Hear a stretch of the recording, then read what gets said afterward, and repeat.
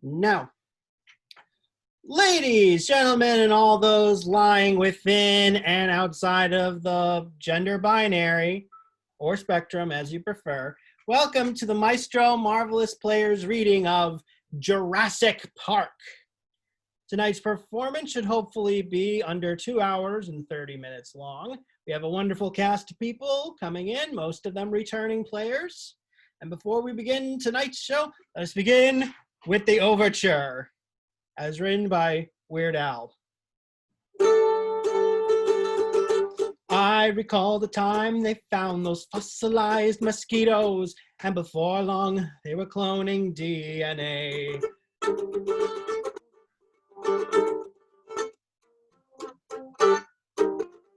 Now I'm being chased by some irate velociraptors, but believe me, this has been one lousy day. Jurassic Park is frightening in the dark.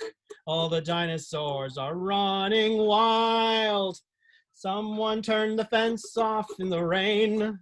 I admit it's kind of eerie, but this proves my chaos theory, and I don't think I'll be coming back again. Oh no! Bum, bum, bum, bum, bum, bum. I cannot approve of this attraction, cause getting disemboweled always makes me kinda mad.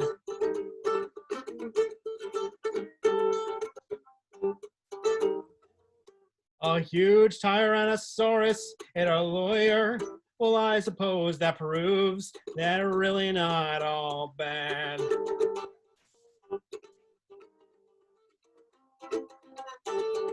Jurassic Park is frightening in the dark. All the dinosaurs are running wild. Someone let T-Rex out of his pen. I'm afraid those things will harm me, cause they sure don't act like Barney, and they think that I'm their dinner, not their friend. Oh no! And now, our players this evening include me, Andrew Weinstein, as your script reader and as Mr. DNA. Dr. Ellie Sattler will be played by Bethann Cohen. Dr. Ellen Grant will be played by Andrew J. Weber. John Hammond will be played by TJ Reissner. Dr. Ian Malcolm will be played by Kit Fox. Dr. Henry Wu will be played by Shannon Twitty. Tim Murphy will be played by Laura Calandrino. Lex Murphy will be played by Alexandra Therese, who will also be playing Juan Rostagno.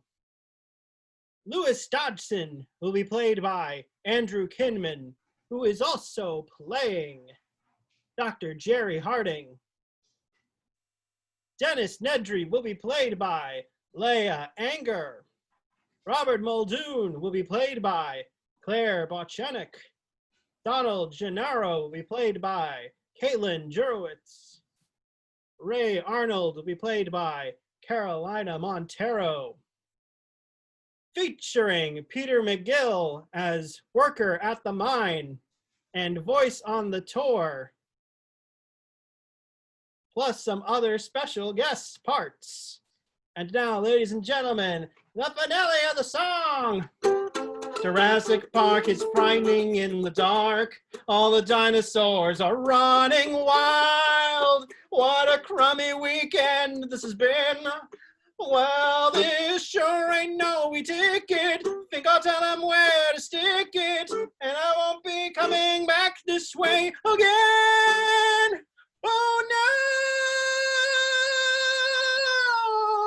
Oh no!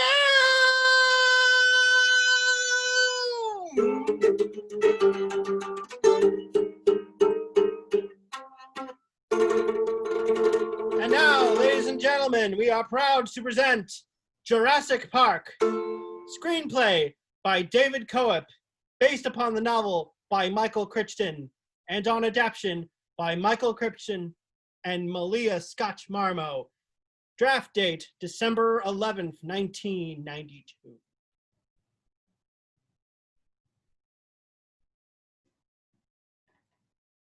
Exterior, jungle, night. An eyeball, big, yellowish, distinctly inhuman, stares raptly beside wooden slats, part of a large crate.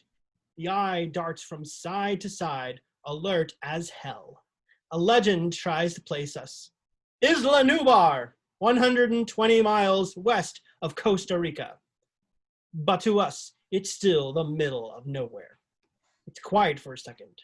A roar rises up from the jungle, deafening. The trees shake as something very, very large plows ahead through them, right at us. Every head gathered in this little clearing snaps, turning in the direction of the sound as it bursts through the trees. It's a bulldozer! It drops, it scoops, and pushes forward into the black end of the crate, shoving it across the jungle floor towards an impressive fence structure that towers over an enclosed section of thick jungle. There's a guard tower at one end of this holding, open, that makes it look like San Quentin. The bulldozer pushes forward into the black back end. The crate thuds to the floor. A door slides open in the pen, making a space as big as the end of the crate. Nobody moves for a second. A grim-faced guy who seems to be in charge, Robert Muldoon, although we don't know it yet.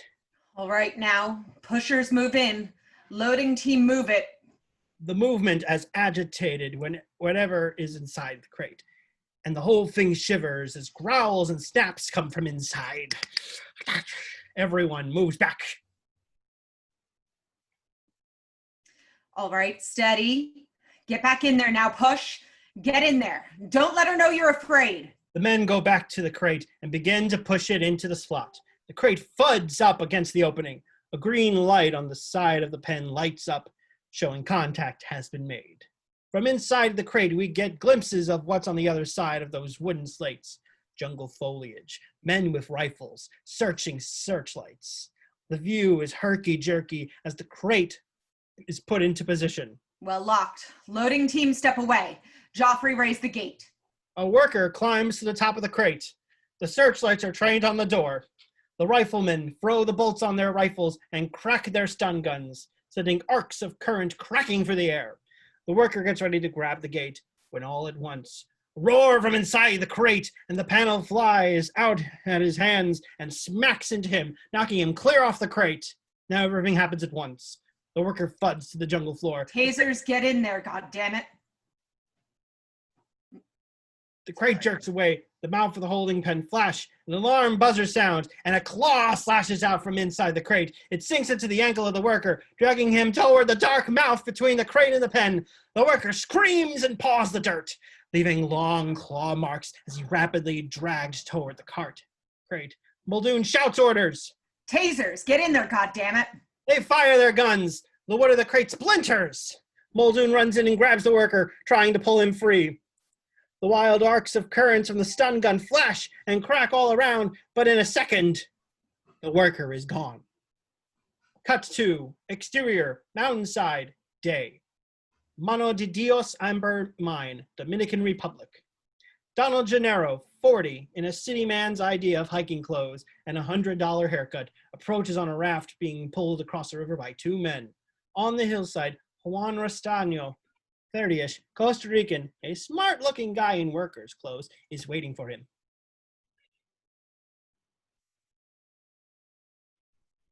Tengo 1,000 pesos que dicen que es gay. Apuesto 1,000 pesos que se cae. Gennaro finally lands, and Rostagno helps him off the raft. Hola, Juanito. Hola, bienvenido. Rostagno leads Gennaro toward the mine. Dozens of shirtless workers claw and scrape at a rocky mountainside that is the site of an extensive mining operation. The work is all done by hand, pick and shovel instead of dynamite and bulldozer. What's this I hear at the airport? Hammond's not even here? He sends his apologies. You're telling me that we're facing a $20 million lawsuit from the family of that injured worker and Hammond couldn't even be bothered to see me? He had to leave early to be with his daughter. She's getting a divorce. Sorry to hear that. We'd be well advised to deal with this situation now. The insurance company, the underwriters of the park feel the accident raises some very serious questions about the safety of the park, and they're making the investors very anxious. I had to promise I would conduct a thorough on-site inspection. Hammond hates inspection. They slow everything down. Juanito, if they pull the funding, that will really slow things down. A worker hurries up to them and busts into the conversation, breathless. Jefe, mosquitoes. Oh, sorry.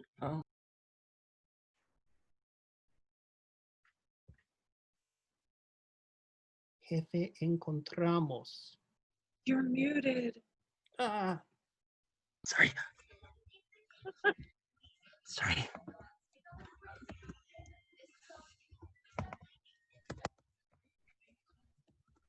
Jefe, encontramos otro mosquito en el miesto siesto.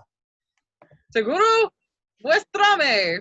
The worker and Rostagno scramble back deeper into the mine. Rostagno calls back over his shoulder to Gennaro. It seems like it's all going to be a good day after all. They found another one. Come on. Gennaro struggles to keep up. Exterior, cave, day. Rostagno and Gennaro move into the dark, dripping cave, where at least a dozen other workers are gathered in a tight circle, staring at something intently. Rostagno fights his way to the center of the group. One of the workers hands him something, and Rostagno examines it carefully. It's a chunk of amber, a shiny yellow rock about the size of $50. If 2 experts sign off on the island, the insurance guys will back off. I already got Ian Malcolm, but they think he's too trendy. They want Alan Grant. Grant? You'll never get him out of Montana. Why not? Because he's like me. He's a digger. Rostagno turns and holds the amber up to the sunlight, streaming through the mouth of the cave. With the light pouring through it, the amber is translucent, and we can see something inside the strange stone. A huge mosquito, long dead, entombed there. Oh, you're so beautiful. You will make a lot of people happy. Cut to the exterior, the dig day. An artist's camel hairbrush carefully sweeps away sand and rock to slowly reveal a fossil. It's a claw. A dentist's pick gently lifts it up from the place it has laid it for millions of years. Pull up to reveal a group of diggers working on a large skeleton. All we see are the tops of their hats. The paleontologist working on the claw lays it on his hand. 4 complete skeletons, such a small area, same time horizon. They died together? The taphonomy sure looks that way. If they died together, they lived together. Just some kind of social order. Dr. Alan Grant, mid-30s, a ragged-looking guy with intense concentration you wouldn't want to get in the way of, carefully examines a claw. Dr. Ellie Sattler, working with him, leans in close and studies it too. She paints the exposed bone with rubber cement. Ellie, in her late 20s, athletic-looking. There's an impatience about Ellie, as if nothing in life happens quite fast enough for her. Her face is almost pressed up against his. She's sitting so close. They hunted as a team. The dismembered Tyrannosaurus bone over there, that's lunch. But what killed the raptors in the lake bed in a bunch like this? We better come up with something that makes sense. A drought. The lake was shrinking. That's good. That's right. They died up around a dried up puddle without fighting each other. This is looking good. From the bottom of the hill, a voice shouts to them.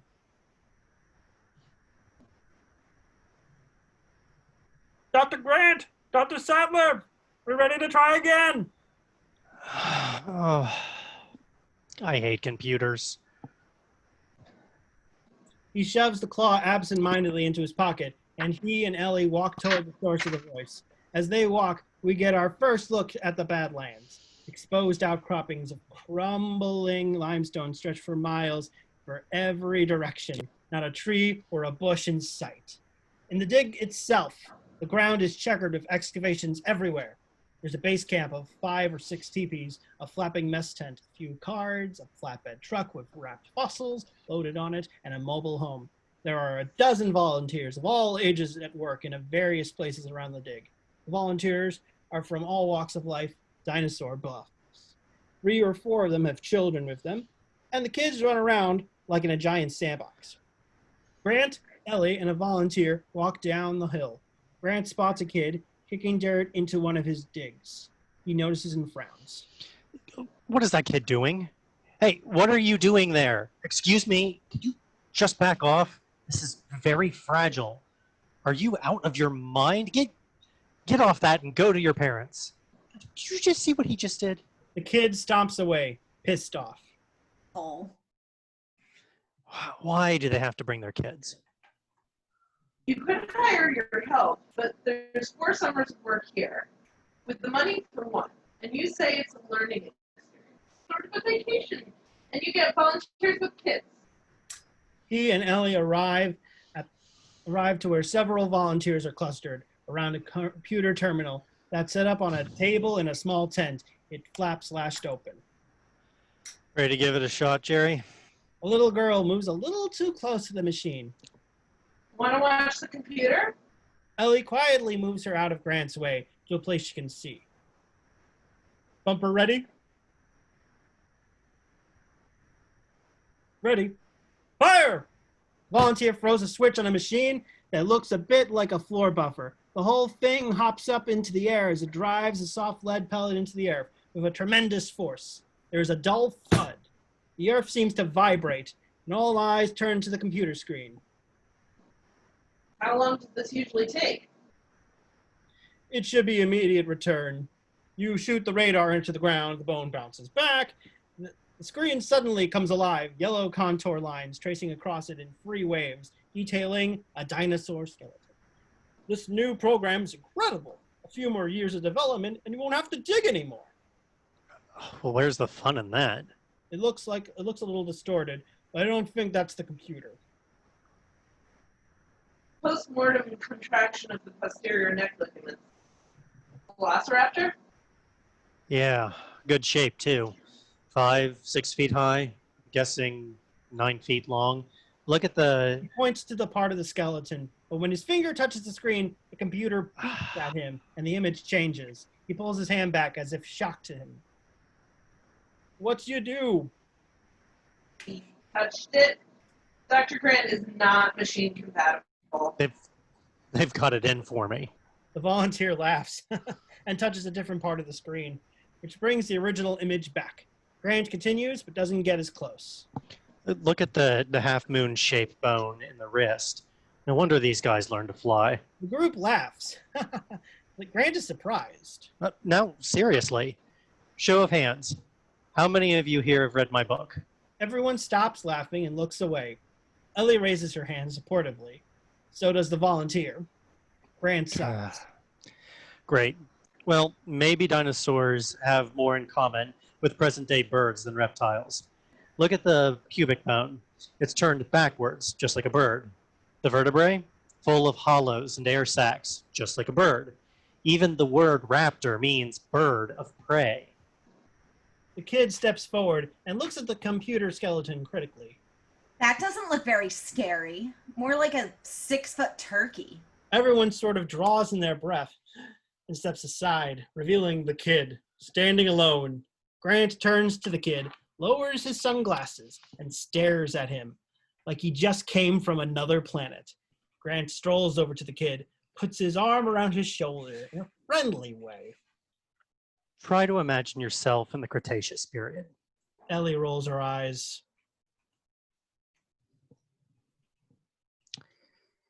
You get your first look at the 6-foot turkey as you move into the clearing. But Raptor, he knew you were there a long time ago. He moves like a bird, lightly, bobbing his head, and you keep still because you think maybe his visual acuity is based on movement, like the T-Rex, and he'll lose you if you don't move. But no, not Velociraptor. You stare at him, and he just stares back. That's when the attack comes. Not from the front, no, from the side. from the other two raptors you didn't even know were there. Velociraptor is a pack hunter, you see. He uses coordinated attack patterns, and he's out in force today. And he slashes you with this. A 6-inch retractable claw, like a razor, on the middle toe. And they don't bother to bite the jugular like a lion would. They just slash here. Or maybe across the belly, spilling your intestines. Point is, you're alive when they start to eat you. The whole King thing is on took the about bird. 4 seconds. So, you know, try to show a little respect. And with that, he walks away back across the camp, returning to his skeleton. Ellie hurries to catch up with him. You know, if you really wanted to scare the kid, you could have just pulled the gun on him. Yeah, I know. You know, kids. You want to have one of those? Not one of those. Well, yeah, possibly one at some point could be a good thing. What's wrong with kids? Oh, Ellie, look. They're noisy, they're messy, they're sticky, they're expensive, Cheep. they smell. Oh my God, they do not. They don't smell. They do smell. Some of them smell. Babies smell. All right, the one on the airplane had an accident, but usually babies don't smell. They know very little about the Jurassic period. They know even less about the Cretaceous. What? The Cretaceous. Anything else you hold fossil? Yeah, plenty. Some of them can't walk. It frustrates me so much that I love you that I need to strangle you right now. Ellie playfully takes Grant's hat off and gives him a tight hug. They kiss. A strange wind seems to be whipping up. Grant and Ellie look around, confused. The wind is getting stronger, blowing dirt and sand everywhere, filling in everything they've dug out, blowing the protective canvases off. Now there's a more familiar roar, and they look up and see it. A huge helicopter descending on the camp.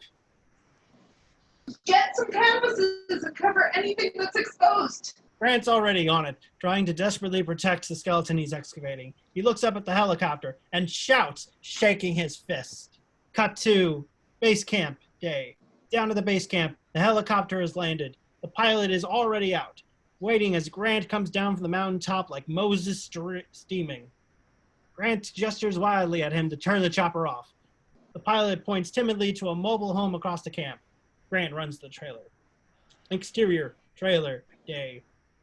The door to the trailer slaps open, and Grant storms in. What the hell do you think you're doing in here?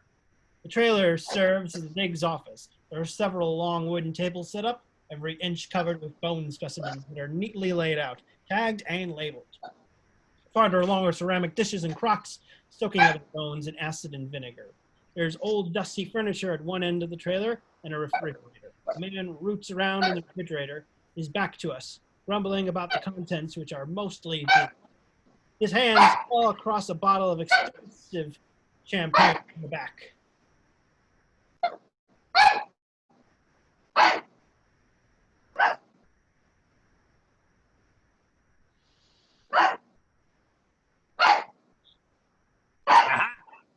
He pulls it out.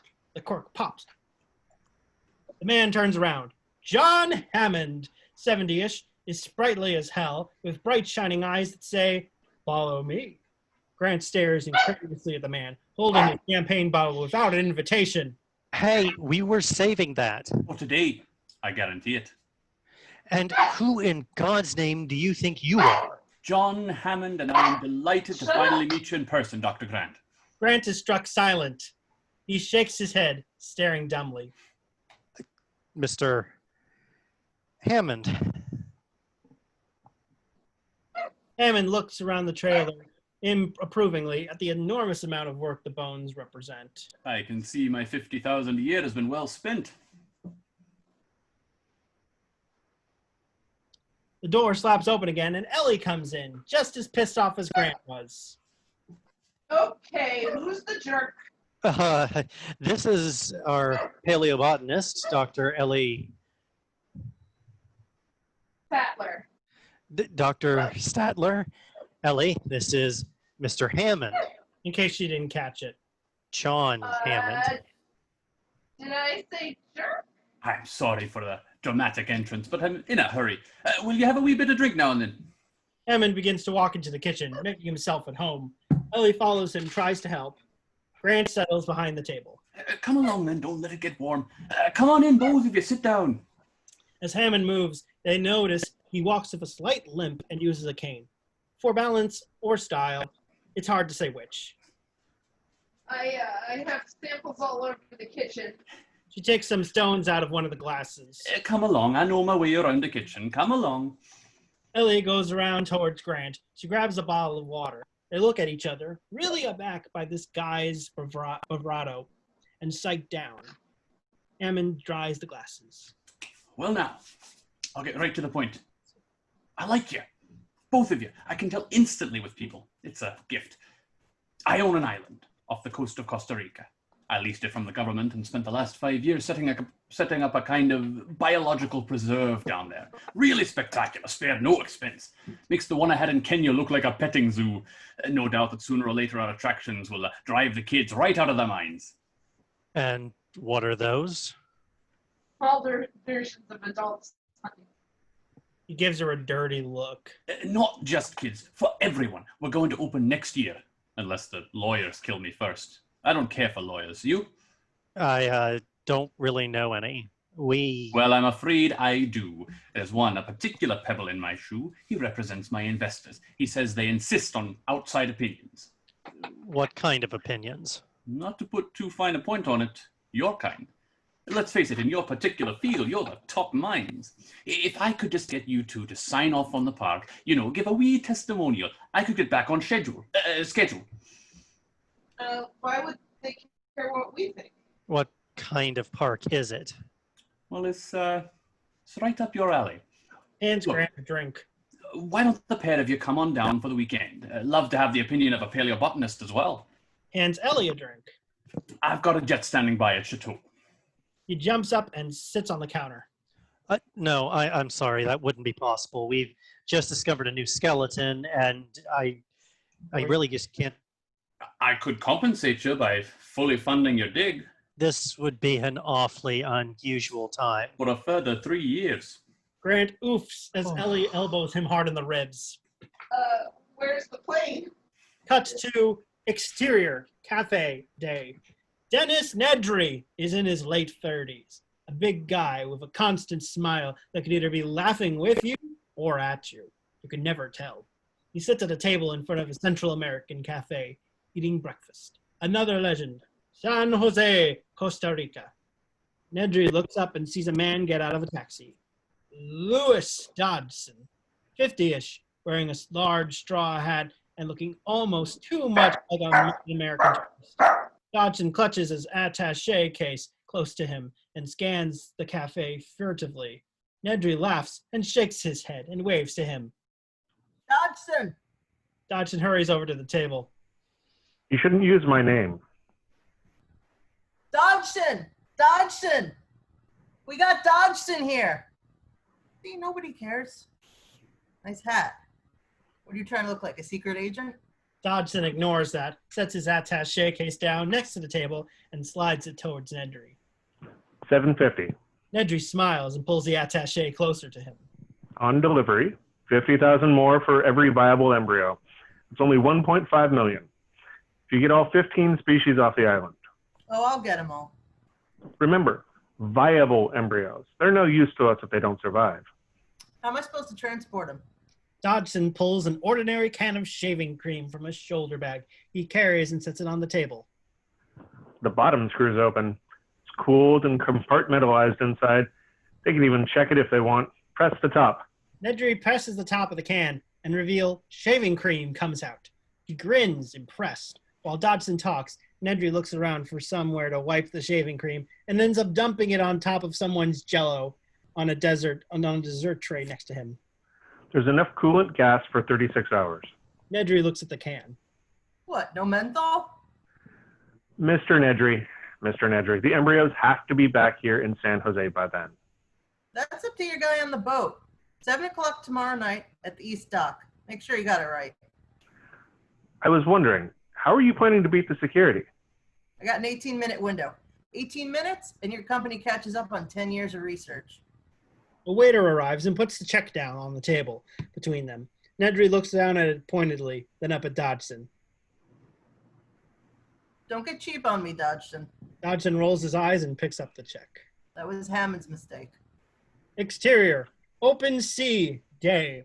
A helicopter, in-gen construction, emblazoned on the side, skims low over the shimmering Pacific. Helicopter, Grant, Ellie, Gennaro, and Malcolm are huddled in the back of the chopper. Hammond is in the front with the pilot. There are 2 other passengers as well. Donald Gennaro, the lawyer from the Amber Mine, now dressed in safari clothes, everything straight from Banana Republic. The other, Dr. Ian Malcolm, 40-ish, dressed in all black, with snakeskin boots and sunglasses. Malcolm, who finds it hard to take his eyes off Ellie, leans over and shouts over the engine whine. So, you 2 dig up dinosaurs? Try to. Malcolm laughs, finding this very amusing, which confuses Grant. Hammond turns around annoyed. You'll have to get used to Dr. Malcolm. He suffers from a deplorable excess of personality, especially for a mathematician. Chaotician, actually. Chaotician. Hammond snorts, not even bothering to cover his contempt for Malcolm. John doesn't subscribe to chaos, particularly what it has to say about his little science project. Oddswallop. Ian, you've never come close to explaining these concerns of yours about my island. I certainly have, very clearly, because of the behavior of the system in phase space. And just waves him off. A load, if I may say so, of fashionable number crunching. That's all it is. John. Don't do that! Dr. Grant, Dr. Sattler, you've heard of chaos theory. No. No? Nonlinear equations? Strange attractions? Dr. Sattler, I refuse to believe that you are not familiar with the concept of attraction. Grant just rolls his eyes at Malcolm as he gives her an oily grin. Ellie smiles, enjoying Grant's jealousy. Hammond turns to Gennaro and gives him a dirty look. I bring the scientists. You bring the rock star. Hammond looks out the windshield and claps his hands excitedly. There it is. Up ahead, the others see it. Isla Nublar. It's a smallish island, completely ringed by thick clouds that give it a lush, mysterious feel. The pilot pulls up over a spot in the clouds and starts to descend fast. Bad wind shears. We have to drop pretty fast. Hold on, this can be a little thrilling. The helicopter drops like a stone. Outside the windows, they can see cliff walls racing by, uncomfortably close. They bounce like hell, hitting wind up and down drafts. Only Hammond still feels chatty. We're planning an airstrip on pilings extending out into the ocean 12,000 feet, like LaGuardia, only a lot safer. What do you think? They don't answer, just holding on. As they near the ground, a luminous white cloud cross appears below them, a landing pad shining through the plexiglass bubble in the floor of the chopper.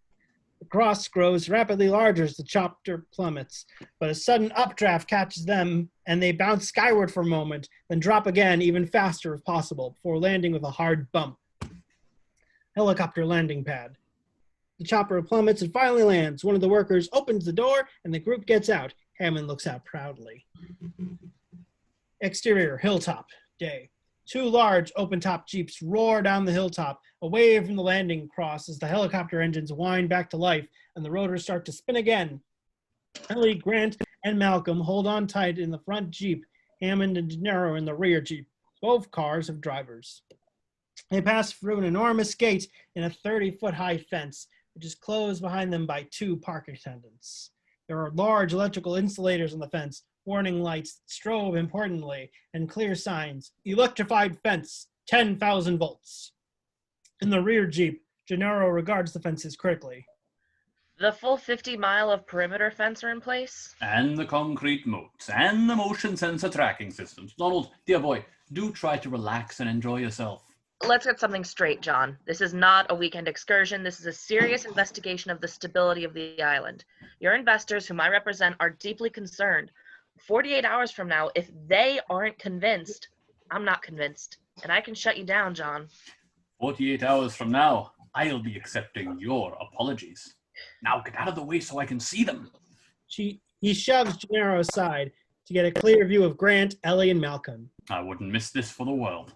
The jeeps wind their way around a mountain road. In the lead Jeep, Ellie stares off to the right, fascinated by the thick tropical plant life around them. She tilts her head as if something's wrong with this picture. She reaches out and grabs hold of a leafy branch as they drive by, tearing it from the tree. In the rear Jeep, Hammond, watching Grant, signals to his driver. Just stop here, slow. He slows down, then stops. So does the front Jeep. In the front Jeep, Ellie stares at the leaf, amazed, running her hand lightly over it. Alan. But Grant's not paying attention. He's staring at out the other side of the Jeep. Grant notices that several of the tree trunks are leafless, just as thick as the other trees, but gray and bare. Ellie still stares at the leaf. This shouldn't be here.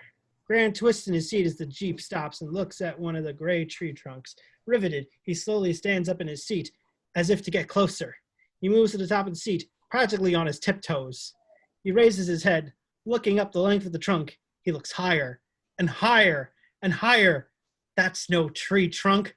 That's a leg. Grant's jaw drops. His head falls all the way back, and he looks even higher above the tree line. This species of vermiform has been extinct since the Cretaceous period.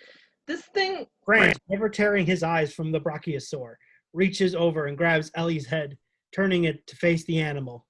She sees it and drops the leaf.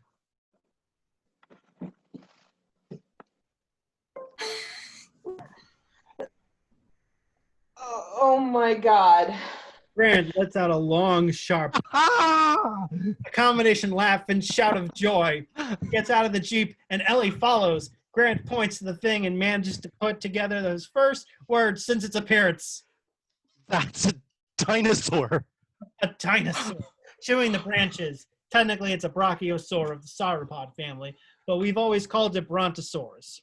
It crushes the branch in its mouth, which is some 35 feet up off the ground. At the end of its long, arching neck, it stares down at the people in the car with a pleasant, stupid gaze. Ellie looks up at the sauropods in wonder. They're pretty light on their feet, a far cry from the sluggish, lumbering brutes we would have expected. Hammond gets out of his Jeep and comes back to join them. He looks like a proud parent showing off the kid. Ian Malcolm looks at Hammond, amazed, and with an expression that is a mixture of admiration and reproachment. You did it. You crazy son of a bitch. You did it. Grant and Ellie continue walking, following the dinosaur. Movement. The agility, you're right. In their amazement, Grant and Ellie talk right over each other. Lily, we can tear up the rule book on cold-bloodedness. It doesn't apply. They're totally wrong. This is a warm-blooded creature. They're totally wrong. They were wrong. Case closed. This thing doesn't live in a swamp to support its body weight, for God's sakes. Several of the top branches are suddenly ripped away. Another sauropod, reaching for a branch high above their heads, stands effortlessly on its hind legs. That thing's got a what, 25, 27-foot neck? Brachiosaur, 30. Grant and Ellie continue to walk. And you're going to sit there and try to tell me it can push blood up a 30-foot neck without a 4-chambered heart to get around like that? Like that? This is the knockout punch for warm-bloodedness. We clocked the T-Rex at 32 miles an hour. A T-Rex? You've got a T-Rex? He's got a T-Rex. A T-Rex. Say that again. We have a T-Rex. Grant feels faint. He sits down on the ground. Honey, put your head between your knees and breathe. Hammond walks in front of them and looks out. Dr. Grant, my dear Dr. Sattler, welcome to Jurassic Park. They turn and look at the view. It's a beautiful vista, reminiscent of an African plain, with a whole herd of dinosaurs crossing the plains. Maybe 100 that we haven't seen as a quick glance alone. Ellie, they're moving in herds. They do move in herds. You were right. How did you do this? I'll show you. Finally, we noticed Gennaro was sort of faded into the background while the others reacted. He's just staring, a look of absolute rapture on his face. He speaks in a voice that is hushed and reverent. We are going to make a fortune with this place. Exterior, main compound, day. The main compound of Jurassic Park is a large area with 3 main structures connected by walkways and surrounded by 2 impressive fences. The outer fence almost 20 feet high. Outside the fences, the jungle has been encouraged to grow naturally. The largest building is the visitor center, several stories tall. Its walls still skeletal, unfinished. There's a huge glass rotunda in the center. The second building looks like a private residence, a compound unto itself, with smoked windows and its own perimeter fence. The third structure isn't really a building at all, but the impressive cage we saw earlier, overgrown inside with thick jungle foliage. The jeeps pull up in front of the visitor center. Hammond leads Grant, Ellie, Gennaro, and Malcolm up the stairs, talking as he goes. The 2 ladies open the doors to the visitor center. Interior, visitor center. The lobby of the still unfinished visitor center is a high-ceilinged place and has to house its central figure, a large skeleton of a tyrannosaur that is attacking below bellowing sauropod. Workmen in the basket of a condor crane are still assembling skeletons. A staircase climbs the far wall to another wing. The most advanced amusement park in the world, combining all the latest technologies. I'm not talking rides, everybody has rides. We made living biological attractions so astonishing they'll capture the imagination of the entire planet. Grant stares up at the dinosaur skeletons and just shakes his head. Ellie catches his reaction. So what are you thinking? We're out of a job. Ian Malcolm pops in between them. Don't you mean extinct? Ellie and Malcolm move on ahead. Cut to showroom. Why don't you all sit down? Grant, Ellie, and Malcolm take their seats in the front row of the 50-seat auditorium. Gennaro sits behind them. Hammond walks over to the giant screen in front of them. Behind him, a huge image of himself beams down into him from the giant television screen. Hello, John. Say hello. Oh, I've got lines. He scans them, looking for his place. Screen Hammond continues without him. Fine, I guess, but how did I get here? Here, let me show you. First, I'll need a drop of blood. Your blood. The screen Hammond extends his finger, and the stage Hammond reaches out and mimes poking with a needle. Oh, John, that hurt. Relax, John. It's all part of the miracle of cloning. While the 2 Hammonds rattle on, the screen image splits into 2 Hammonds, then 4, then 8, and so on, like a shampoo commercial. Grant, Ellie, and Malcolm huddle together excitedly in the audience. Cloning from what? Alloy extraction is never replicated an intact DNA strand. Not without massive sequence gaps. Paleo DNA? From what source? Where do you get 100-million-year-old dinosaur blood? Shh. In the film, the screen Hammond is joined by another figure, this one animated. Mr. DNA. DNA. Sorry. DNA is a cartoon character, a happy-go-lucky double helix strand of recombinant DNA. Mr. DNA jumps down onto the screen, Hammond's head, on the screen Hammond's head, and slides down his nose. Oh, Mr. DNA, where did you come from? From your blood. Just one drop of your blood contains billions of strands of DNA, the building blocks of life. In the film, Mr. DNA has taken over the show and is speaking to the audience from the screen. A DNA strand like me is a blueprint for building a living thing, and sometimes animals that went extinct millions of years ago, like dinosaurs, left their blueprints behind for us to find. We just had to know where to look. The screen image changes from animated to a nature photography look. It's an extremely close-up of a mosquito. Its fangs suck deep into some animal's flesh, its body pulsing and engorging with blood. It's drinking. 100 million years ago, there were mosquitoes just like today. And just like today, they fed on the blood of animals, even dinosaurs. The camera races back to show the mosquito is perched on top of a giant animated brachiosaur. The image changes to another close-up, this one of a tree branch, its bark glistening with golden sap. Mr. DNA leaps on the set. Sometimes, after biting a dinosaur, the mosquito would land on a branch and get stuck in the sap. The engorged mosquito lands in the tree sap and gets stuck.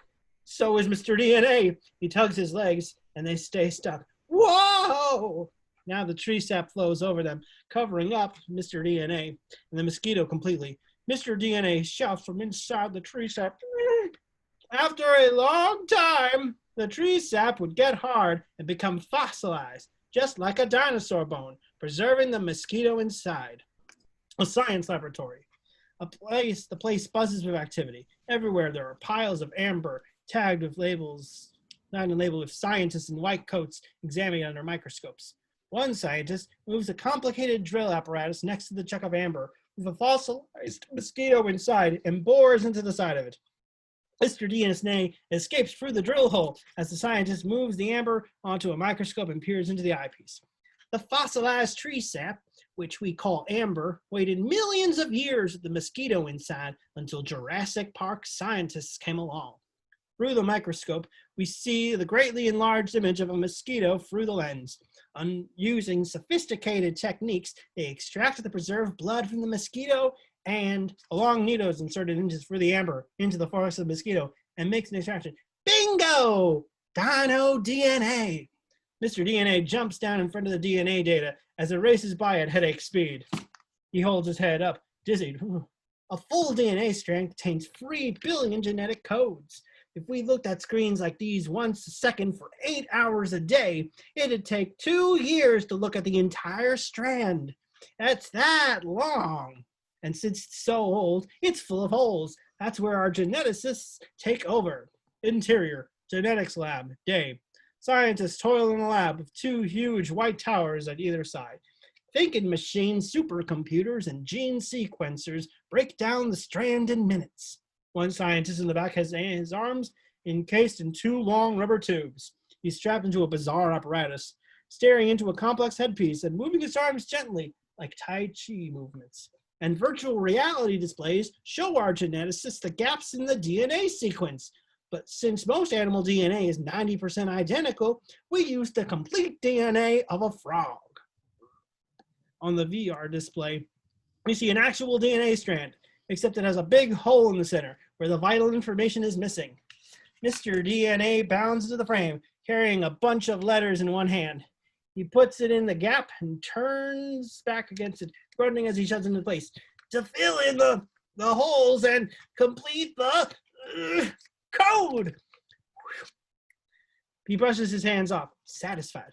Now we can make a baby dinosaur. In the audience, the scientists look at each other, not sure. All of this will have some dramatic music, dum dum dum dum, a march or something. It's not written yet, and the tour moves on. He throws a switch, and safety bars appear out of nowhere and drop over the seats, clicking into place. For your own safety. The row of seats moves out of the auditorium. The row of seats moves slowly past the row of double-paned glass window beneath a large sign that reads, Genetics, Fertilization Hatchery. Inside, technicians work at the microscopes. In the back is a section entirely lit by blue, ultraviolet light. Mr. DNA's voice continues over a speaker in each seat. Our fertilization department is where the dinosaur DNA takes the place of the DNA in unfertilized emu or ostrich eggs. And then it's on to the nursery, where we welcome the dinosaurs back into the world. Gennaro has a wondrous grin plastered on his face, just loving everything now. It's overwhelming, John. Are these people animatronics? No, we don't have any animatronics here. These are the real miracle workers of Jurassic Park. Grant, Ellie, and Malcolm are frustrated, leaning forward, straining against the safety bars for a better look. But the cars keep going. Wait a minute. How do you interrupt cellular mitosis? Can we see the unfertilized host eggs? The cars are already moving on to another set of windows, which give a glimpse into what looks like a control room. Shortly. Our control room contains some of the most sophisticated automation ever attempted in Grant strains to look back into the lab. The cars move past again. No intention of slowing down. Can't you stop these things? Sorry, it's kind of a ride. Let's get out of here. The two of them team up on the safety bars. Grant shoves his all the way back with one foot, and Malcolm does the same. They stand up and head for the door of the hatchery. Hey, you can't do that. Too late, Ellie slips out from under her safety bar too and stomps right across Gennaro's seat. Can they do that? They reach the door to the hatchery. Grant tries to shove it open, but just fuds into it. He rattles the handle, but the door won't budge as it's on a secure keycard system. Hammond steps up and takes his glasses off. Relax, Donald, relax. They're scientists. They ought to be curious. He steps up to the code box. It's a retinal scanner. He pushes various code numbers. The door opens. He steps aside, and the group eagerly goes up the stairs. Interior hallway stairs. Grant runs up the stairs. Malcolm and Ellie eagerly try to get a look at the lab. Hammond and Gennaro come up and join Grant at the door. John, what I'm just saying... Relax, Donald, relax. They're scientists. They ought to be curious. Hammond reaches the door. Grant tries to pry it open. Dr. Grant, just a moment, dear boy. Remember what Samuel Johnson said? Curiosity is one of the permanent and certain characteristics of a vigorous intellect. Right, come along. Hatchery, nursery.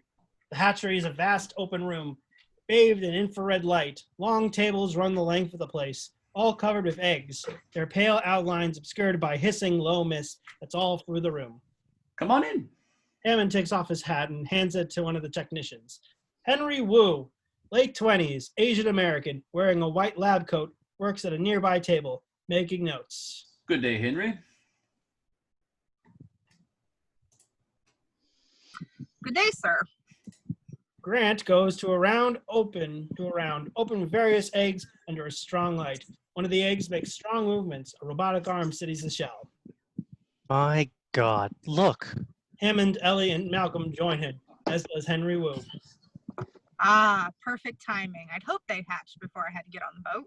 Henry, why didn't you tell me? You know I insist on being here when they're born. Hammond puts on a pair of plastic gloves. The eggs begin to crack. The robotic arm moves away. A baby dinosaur tries to get out, just its head sticking out of the shell. Hammond reaches down and carefully breaks away egg fragments, helping the baby dinosaur out of its shell. Come on, then. Out you come. They imprint on the first living creature they come in contact with. It helps me to trust me. I've been present for the birth of every animal on this island. Just look at that. Surely not the ones that are bred in the wild. Actually, they can't breed in the wild. Population control is one of our security protocols here. There's no unauthorized breeding in Jurassic Park. Grant and Ellie exchange a look. She manages not to smile. How do you know they can't breed? Because all the animals in Jurassic Park are female. I've engineered them that way. Hammond keeps his attention trained on the new dinosaur. There you are. Out you come. Oh my God. Could I have a tissue, please? Right away. Coming up. The animal is now free. Hammond sets it down carefully next to its shell. Grant picks it up and holds it in the palm of his hand under the incubator's heat light. Blood temperature feels like high 80s. Woo? 91. Grant picks up the large broken half shell. The robotic arm snatches it back out of his hand and puts it down. Homeothermic? It holds that temperature? Incredible. Malcolm is looking at Hammond, skeptical. But again, how do you know they're all female? Does someone go into the park and lift up the dinosaur skirts? We controlled their chromosomes. Not that difficult. All vertebrate embryos are inherently female anyway. It takes an extra hormone at the right development stage to create a male, and we simply deny them that. Your silence intrigues me. John, the kind of control you're attempting here is not possible. If there's one thing that the history of evolution has taught us, it's that life will not be contained. Life breaks free. It expands to new territories. It crashes through barriers. Painfully, maybe even. Dangerously. Well, there it is. Ellie listens to him, impressed. Watch her head. Support her head. Grant, ignoring the others, picks up the baby dinosaur and holds it in its palm of his hand under the incubator's heat light. He spreads the tiny animal out on the back of his hand and delicately runs its fingers over its tail, counting the vertebrae. A look of puzzled recognition crosses his face. You're implying that a group composed entirely of females will breed? I'm simply saying that life finds a way. You can't control anything. I agree with that. I like that. She walks over to Malcolm. He smiles at her, too warmly. You can talk. I don't know how to say it. You're just articulate. You say everything that I think, that I feel. Wait, what? What did you say? Continue. What? You say everything that I think, that I feel. It's exciting, or I find it so exciting. It's exciting that you can't control life, that you know. No. Just continue. That's right. It'll break through. Did Ellie say this? I'm sorry. I object to this dialogue. I know, it's very exciting. And scary. And scary. When people try to control things that it's out of their power. It's anti-nature. Anti-nature. Grant doesn't notice as he's still obsessed with the infant dinosaur, measuring and weighing it on the nearby lab bench. He stops. Strange look on his face. He knows what animal this is, but it can't be. What species is this? It's a velociraptor. Grant and Ellie turn slowly and look at each other, then look at Hammond, astonished. You bred raptors? Exterior, raptor pen, day. Grant charges across the compound, a fire in his eyes, ahead of Ellie, Malcolm, and Gennaro. Hammond struggles to keep up. Dr. Grant, we plan to show you the raptors later after lunch. But Grant is stopped abruptly next to the velociraptor pen, which we recognize as the heavily fortified cage we saw earlier, when the San Quintino Towers at one end. Grant stands right up against the fence, eyes wide, dying for a glimpse. Hammond catches up, slightly out of breath. Dr. Grant, as I was saying, we've laid out lunch for you before you head out into the park. Alejandro, our gourmet chef. What are they doing? As they watch, a giant crane lowers something large down into the middle of the jungle foliage inside the pen. Something very large. It's a steer. The poor thing looks disconcerted as hell. Helpless, it's in a heartless harness, flailing its legs in the air. Woo! Feeding them. Alejandro is preparing a delightful meal for us, a Chilean sea bass, I believe. Shall we? Grant goes up to the viewing deck. The others follow, staring as the steer disappears into the shroud of foliage.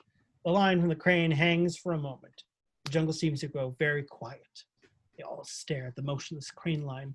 It jerks suddenly, like a fishing pole finally getting a nibble. There's a pause.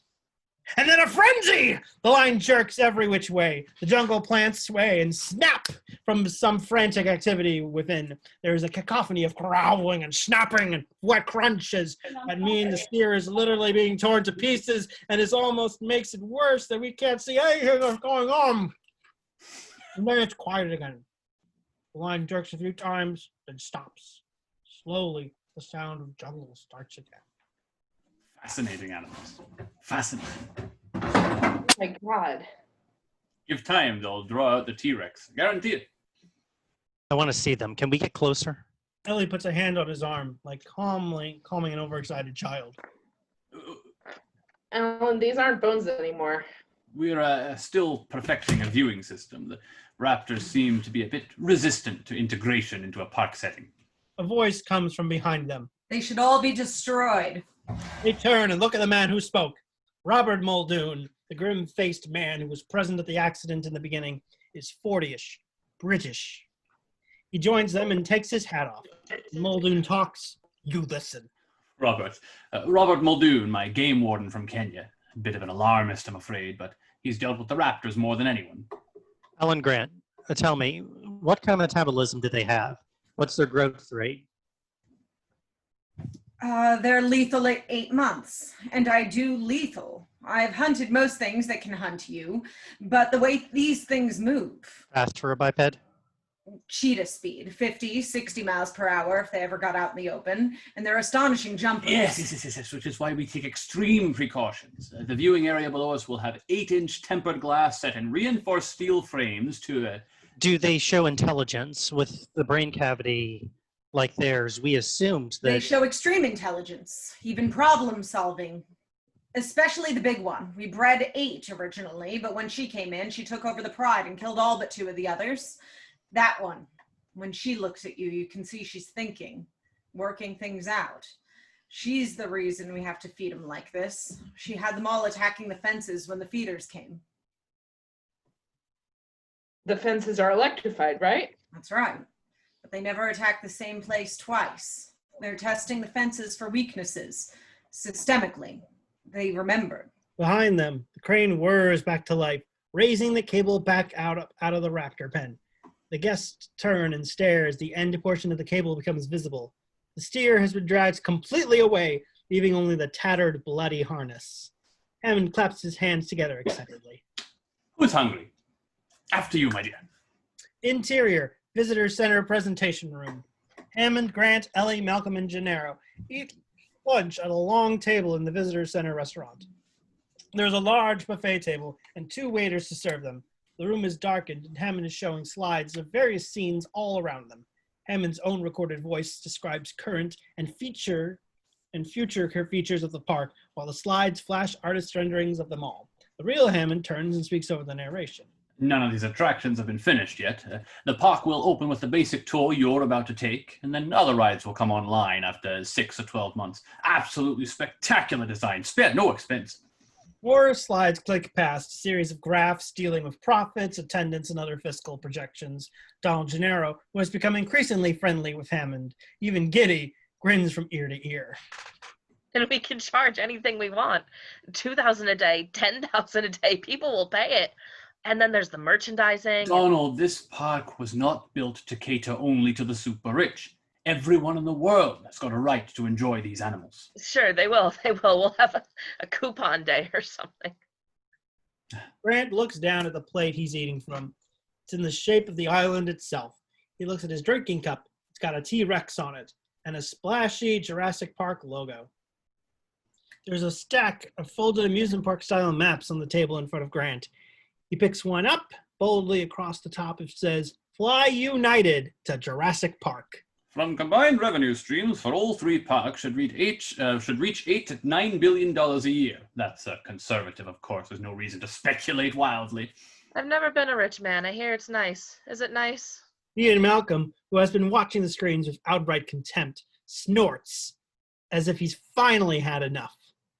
The lack of humility before nature that's being displayed here staggers me. They all turn around and look at him. Thank you, Dr. Malcolm, but I think things are a little different than you and I feared. Yes, I know. They're a lot worse. Now, wait a second. We haven't even seen the park yet. Let's just hold our concerns until...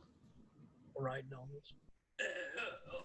All right, Donald, but just let him talk. I'm interested in hearing all viewpoints. I truly am. Don't you see the danger here, John, inherent in what you're doing?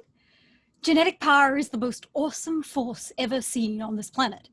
But you wield it like a kid who's found his dad's gun. It is hardly appropriate. If I may, excuse me. Excuse me. Before. I'll tell you. The problem with scientific power you've used is it didn't require any discipline to attain it. You read what others had done and you took the next step. You didn't earn the knowledge yourselves, so you don't take the responsibility for it. You stood on the shoulders of geniuses to accomplish something as fast as you could. And before you knew what you had, you patented it, packaged it, slapped it on a plastic lunchbox, and now you want to sell it. You don't give us our due credit. Our scientists have done things no one could ever do before. Your scientists were so preoccupied with whether or not they could that they didn't stop to think about if they should. Science can create pesticides, but it can't tell us not to use them. Science can make a nuclear reactor, but it can't tell us not to build it. But this is nature. Why not give an extinct species a second chance? Condors. Condors are on the verge of extinction. If I created a flock of condors on this island, you wouldn't have anything to say at all. Hold on. This is no species that was obliterated by deforestation or the building of a dam. Dinosaurs had their shot. Nature selected them for extinction. I don't understand this Luddite attitude, especially from a scientist. How could we stand in the light of discovery and not act? What's so great about discovery? It's a violent, penetrative act that scars what it explores.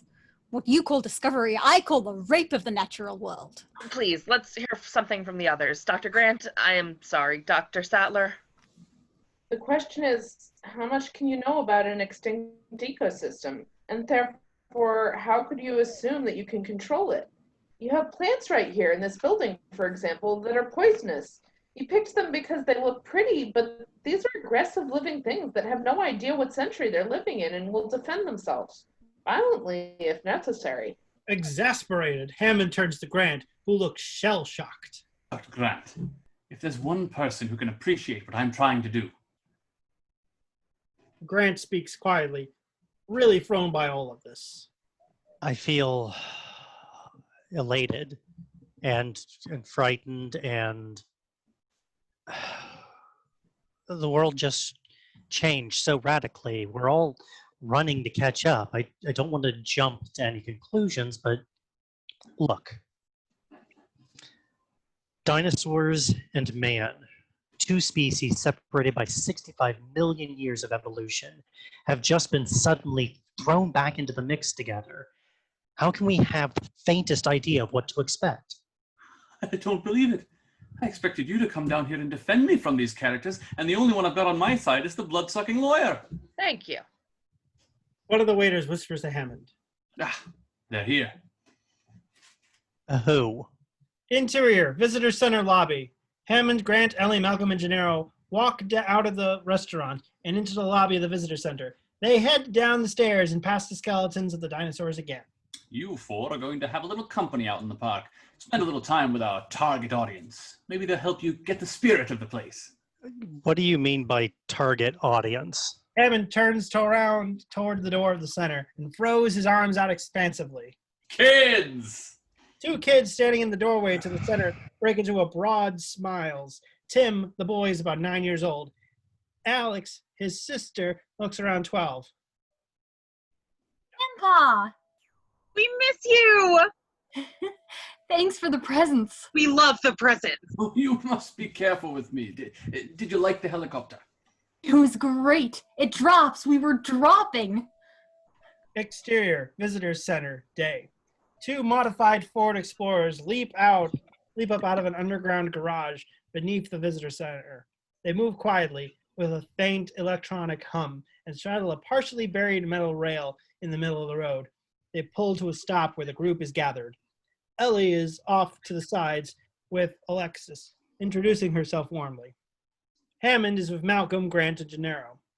Have a heart, gentlemen. Their parents are getting a divorce and they need the diversion. Hey, where are the brakes? Brakes? No brakes. They're electric cars guided by this track in the roadway and totally non-polluting. Top of the line. It's interactive CD-ROM. Look, see, you touch the right part of the screen and it talks to you whatever you want. Spared no expense. Have fun. I'll be watching you from back in control. Come along, my dear. You'll ride in the second car. I can promise you, you'll have a wonderful time. Ellie. Oh, thank you so much. So you'll see you later, then. Hammond turns and heads back towards the visitor center. I'll ride with Dr. Sattler. I'm going to ride there. He turns and walks over to Ellie. Grant frowns, not liking this one bit. He moves to follow, but Tim cuts him off and stares up at him wide-eyed. I read your book. Oh, yeah. Great. Grant heads for the rear car. Tim follows. You really think dinosaurs turned into birds? And that's where all the dinosaurs went? Grant opens the door of the rear car and climbs in. Tim follows. Well, a few species may have evolved along those lines. Yeah. A mechanical voice intoned from inside. 2 to 4 passengers to a car, please. Children under 10 must be accompanied by an adult. The Tim is right behind Grant, so Grant keeps moving across the back seat of the car and out of the other door. Because they sure don't look like birds to me. I heard a meteor hit the Earth and made this, like, 100-mile crater someplace down in Mexico. Listen, Tim, which car are you planning on? Whichever one you're in. Grant goes to the front car again, opens the rear door, and holds it for Tim, who climbs in the back seat, rattling on and on.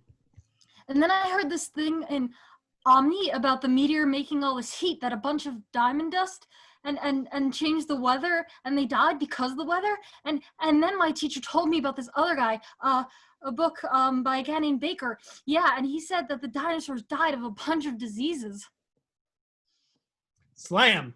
Graham closes the car door on Tim. He turns and heads back for the rear vehicle and bumps right into Lex. She said I should ride with you because it would be good for you. Grant looks over at Ellie, annoyed. She's a deeply neurotic woman. Cut to interior, control room, day. The Jurassic Park control room looks like a mission control for a space launch, with several computer terminals and dozens of video screens that display images of various dinosaurs taken from all over the park. There's a large glass map of the island at the front of the room that's lit up like a Christmas tree with various colored lights, each one with a number and identification code next to it. But the place is unfinished with unattached cables, construction materials, and ladders scattered about. The mood among the half-dozen technicians present is chaotic as they rush around with last-minute adjustments. Muldoon whisks in front of the double doors. Hammond is right behind him. They go straight to the main console, where Ray Arnold, 40-ish, chronic worrier and chain smoker, is seated. National Weather Service is tracking a tropical storm about 75 miles west of us. Hammond sighs and looks over to Arnold's shoulders. Why didn't I build in Orlando? I'll keep an eye on it. Maybe it'll swing south like the last one. Ray, start the tour program. He punches a button on the console. Onto your butts. Cut to exterior, visitor center, day. With a loud chunk, the explorers start forward along the electrical pathway. Gennaro, Tim, and Lex are in the front vehicle, Grant, Ellie, and Malcolm in the rear. They pass through two enormous primitive gates, torches blazing on either side. In the rear car, the explorers' breakers blare with fanfare of trumpets, and the interior video screen flashes, "Welcome to Jurassic Park." A familiar voice comes over the speaker. Welcome to Jurassic Park. You are now entering the lost world of prehistoric past, a world, creatures long gone from the face of the earth, which you are privileged to see for the first time. Control room. Hammond watches the monitor. His grandchildren are enjoying themselves. By the way, that's Richard Kiley. We spared no expense.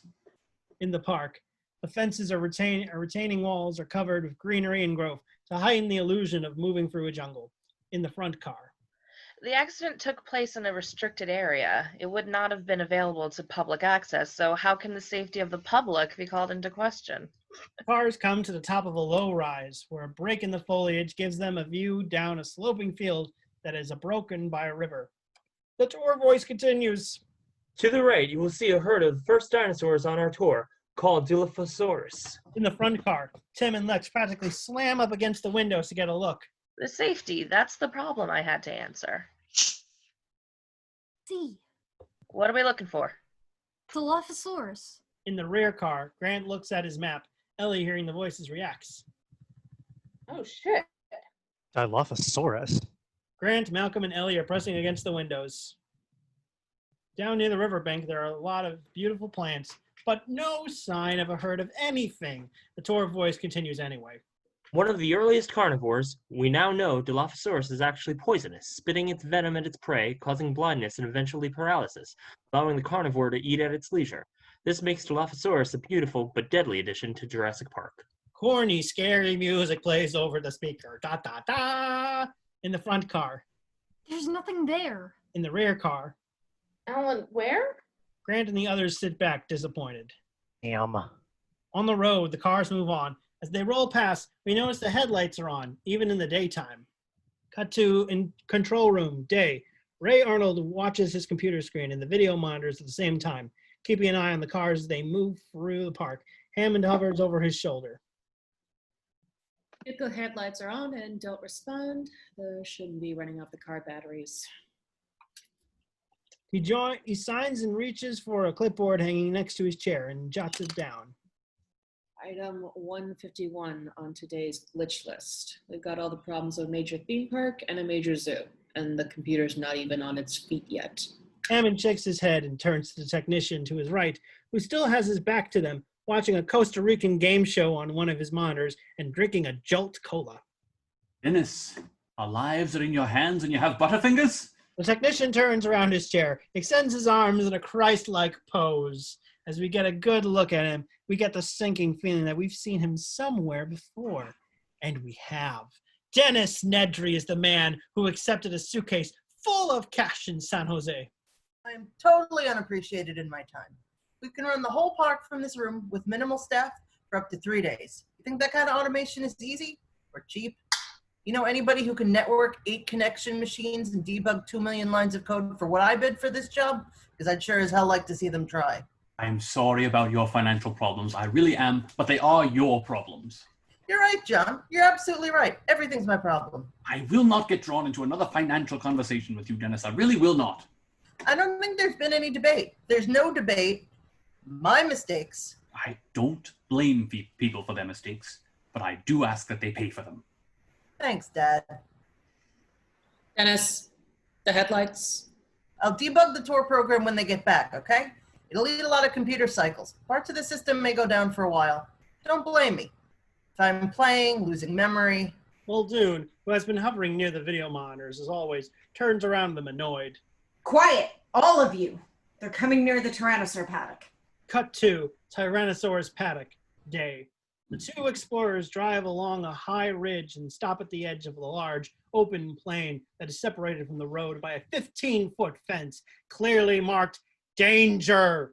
Signs and ominous-looking electrical posts. Tim, Lex, and Gennaro were pressed forward against the windows, eyes wide, waiting for you-know-who.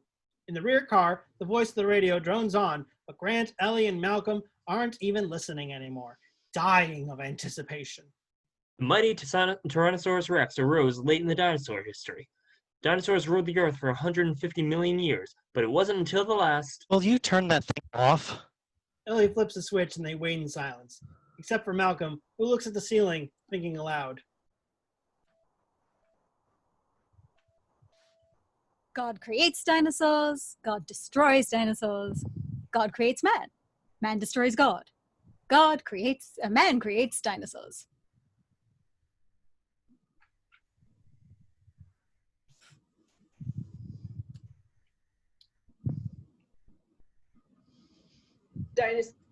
Dinosaur eats man. Woman inherits the earth. Hold on, we'll try to tempt the Rex. In the paddock, there is a low humming sound. Out in the middle of the field, a small cage rises up into view, lifted on hydraulics from underground. The cage bar slides down, leaving the cage's occupant standing alone in the middle of the field. It's a goat, one leg chained to a stake. It looks around, confused, and bleats plaintively. Ah! In the front car, Lex and Tim look at the goat with wildly different reactions. What's going to happen to the goat? He's going to eat the goat? Excellent. What's the matter, kid? You never had lamb chops? I happen to be a vegetarian. In the rear car, Rex doesn't want to be fed. He wants to hunt. You can't suppress 65 million years of gut instinct. in the paddock, the goat waits and waits. From the explorers, 6 faces watch it expectantly. The goat tugs on its chains. It walks back and forth, nervous. It in the rear car. Grant watches, his eyes glued, his breathing becoming a little more rapid. In the front car, Tim and Lex can't tear their eyes away. In the paddock, finally, the goat lays down. In the rear car, everyone sits back, disappointed again, as the car is pulled forward to continue the tour. Malcolm picks up the microphone. Now, eventually you do plan to have dinosaurs on your dinosaur tour, right? In the interior control room, Day. Hammond just shakes his head as Malcolm's voice comes through. I really hate that man. Park, Day. Grant gets into the seat, leaving Malcolm behind Ellie. He longingly looks out at the opposite window, while Malcolm rattles on to Ellie. You see, the Tyrannosaur doesn't obey set patterns or park schedules. It's the essence of chaos. I'm still not clear on chaos. It simply deals with unpredictability in complex systems. Its only principle is the butterfly effect. A butterfly can flap its wings in Peking, and in Central Park you get rain instead of sunshine. Ellie gestures with her hand to show this information has gone right over her head. I made a flyby. I go too fast. Looking out of the opposite window, Grant sees movement at the far end of the field. He sits bolt upright, trying to get a better look. Malcolm looking for another example. Here, give me that glass of water. He gets his hand into the glass of water. He takes Ellie's hand in his own. Make like hieroglyphics. Now, watch the way this drop of water falls on your hand. He flicks his finger, and a drop falls on the back of Ellie's hand.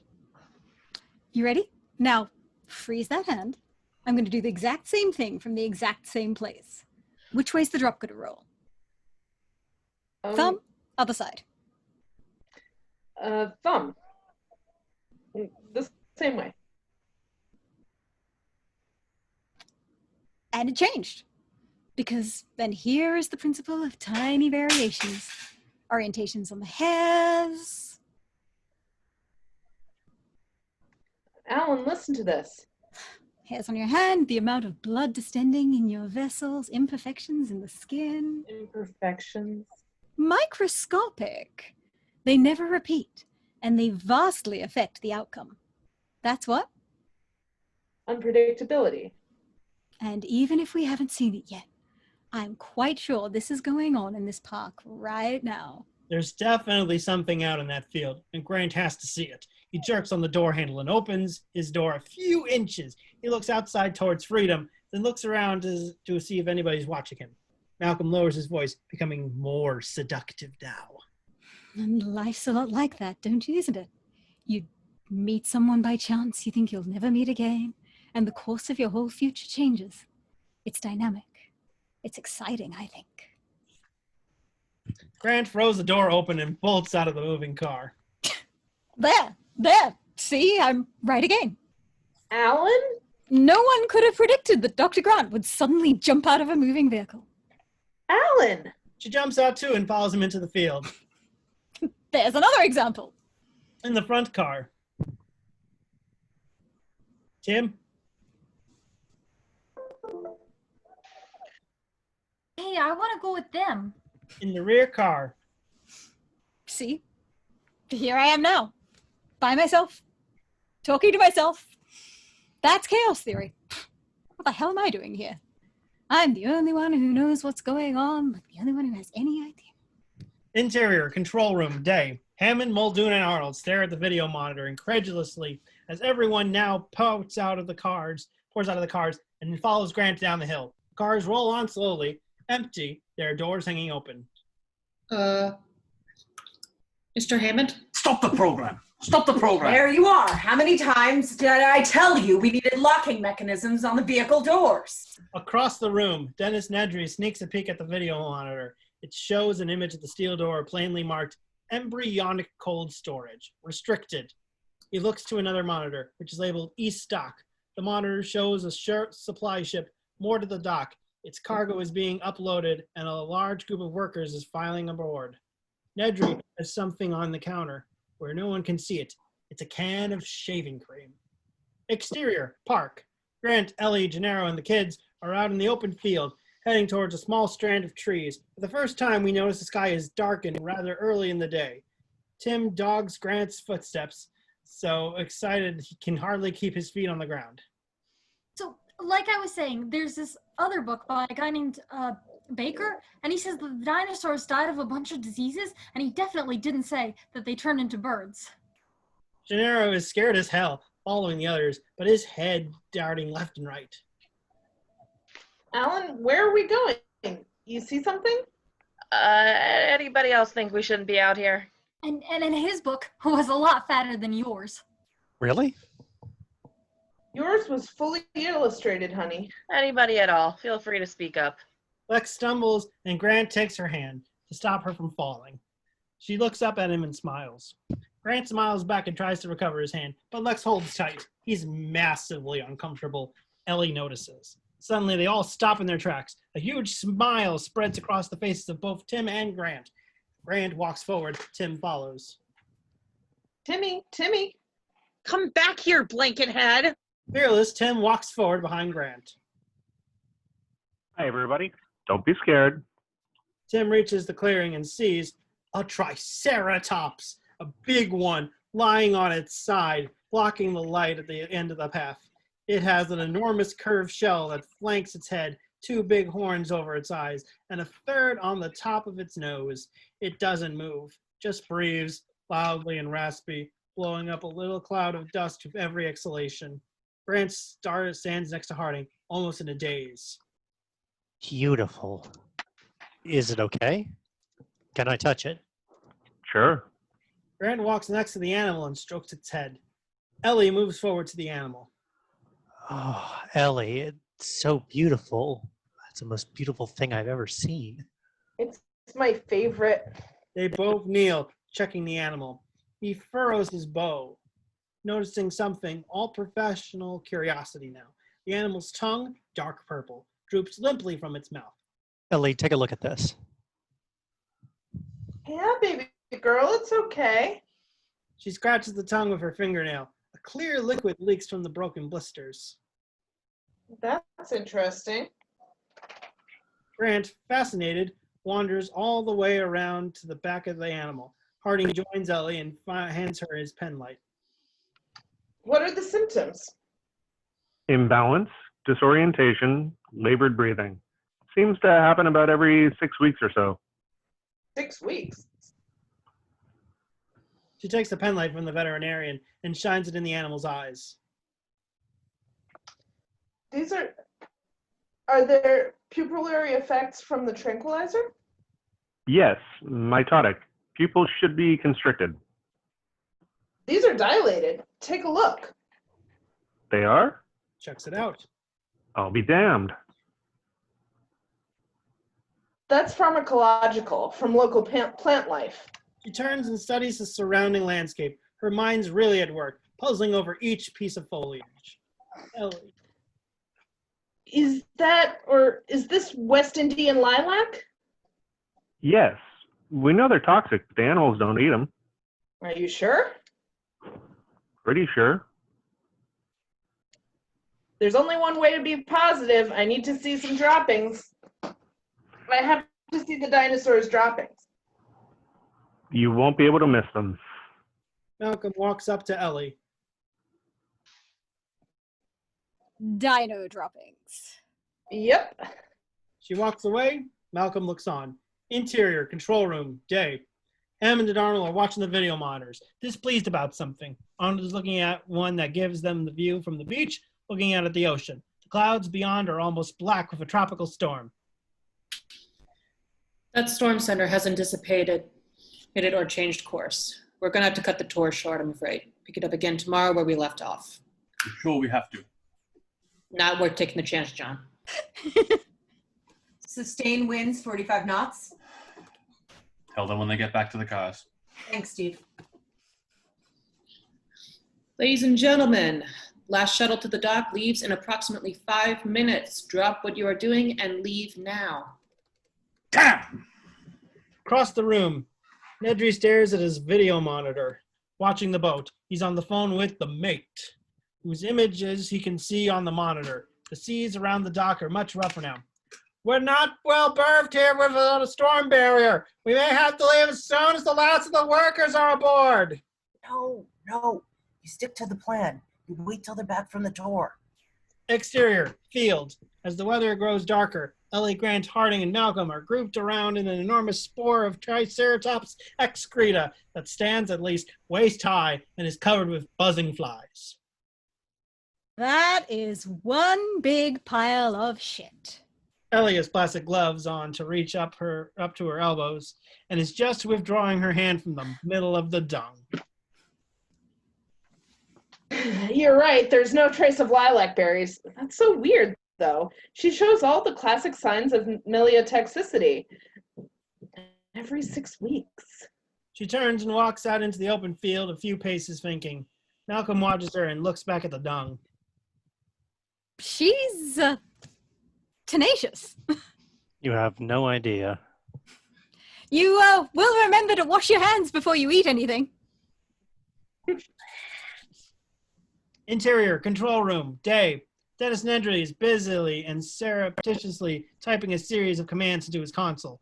On his screen, a cartoon hand winds up a cartoon clock, moving its second hand up to a 12. The clock rotates around to face us. It has a large green dollar sign in the middle. A big word appears on the screen, an option surrounded by forbidding red box. Execute, it says. Exterior, park, day. Skies are really foreboding now, and there's a sense of growing urgency. Ellie is by the animal, a short distance away from the group. Grant is near her, thinking. Ellie, I've been thinking. There's something about the periodicity that doesn't add up. I know. Tim holds one of the smooth rocks and calls out, a little timidly. These kind of familiar. Triceratops was a constant browser, and constant browsers would be constantly sick.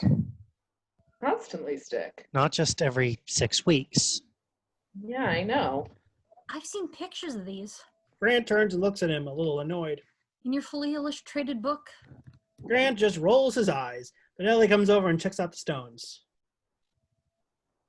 What's that? The light goes on in her eyes. Alan, gizzard stones. She throws Grant one of the stones. They look at each other in amazement. As before, when they get excited, they talk right over each other. That's it. It explains the periodicity that the berries because it's totally incidental, unrelated. I was saying. It's simple, see. Some animals like herd don't have teeth. Like birds. Like birds. What happens is they swallow the stones and hold them in their muscular sac in their stomachs. A gizzard. Which is called a gizzard, and it helps them mash their food. But what happens after a while... What happens is that after a while, the stones get smooth every 6 weeks, so the animal regurgitates them. Barfs them up. And swallows fresh ones. And when she swallows the stones, she swallows the poison berries too. That's what makes her sick. Good work, Tim. She looks at Grant pointedly. Tim looks up at Grant too, smiling from ear to ear. Grant grunts, not so easily convinced. Thunder rumbles as the storm overhead is about to bust loose. Gennaro, scared of more than one thing now, puts his foot down. Doctors, if you please, I have to insist we get moving. Oh, if it's all right, I'd like to stay with Dr. Harding and finish with this trike. Is that okay? Sure. I've got a gas-powered Jeep. I can drop her at the visitor center before I make the boat with the others. I'll catch up with you. You can go with the others. Are you sure? I'll finish. Yeah, I want to finish. There's a lightning flash now with a tooth-rattling thunderclap right on its heels. Now. Grant turns and follows the others. Lex right in his tracks. Ellie and Harding go back to the Triceratops, which is starting to come back to life. As Grant reaches the Explorer, he turns back for one last look at Ellie. He raises his hand to wave, but she is turned the other way. Feeling silly, he drops his hand and goes into the woods. Just as he does, Ellie turns and waves to him, but with his back turned, he misses this too. In this way, they say goodbye. Back at the cars, as the reflections of the group approach, the first small raindrops fall on the windshields of the tour vehicles. They're big, fat drops, and they kick up the little clouds of dust as they smack into the glass. It's going to be one hell of a storm. Park, dusk. It's near dark now. The wind has whipped up and the trees are swaying. Interior, control room, dusk. Hammond is with Ray Arnold, staring at the video screens. On a way to reroute through the program. I'm turning the cars around in the rest area loop. Rotten luck this storm. Get my grandchildren on the radio, will you? I don't want them to worry about a wee bit of rain. Arnold reaches for the hand microphone. Across the room, Dennis Nedry, sweat forming on his upper lip now, staring at his video monitor. The supply boat is still docked on the island shore, but is now being buffeted by heavy waves. Nedry whispers sharply into the phone, arguing with the man on the ship again, who he can see on the video monitor. There's nothing I can do. If the captain says we gotta go, we gotta go. No, listen to me. You've got to give me this time. I did a test run on this thing, and it took me 20 minutes. I said I could do it in 15. You've got to give me 15 minutes. No promises. No promises. I'll be there in 10. Arnold snaps a button on his console.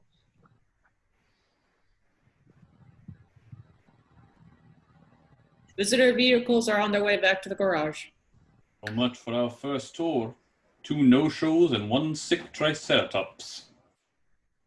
Could have been worse, John. Could have been a lot worse. Dennis Nedry stands up. He's shaking in his shoes, but trying like hell to be casual. Anybody want a Coke or anybody want something from the machines, a soda or something?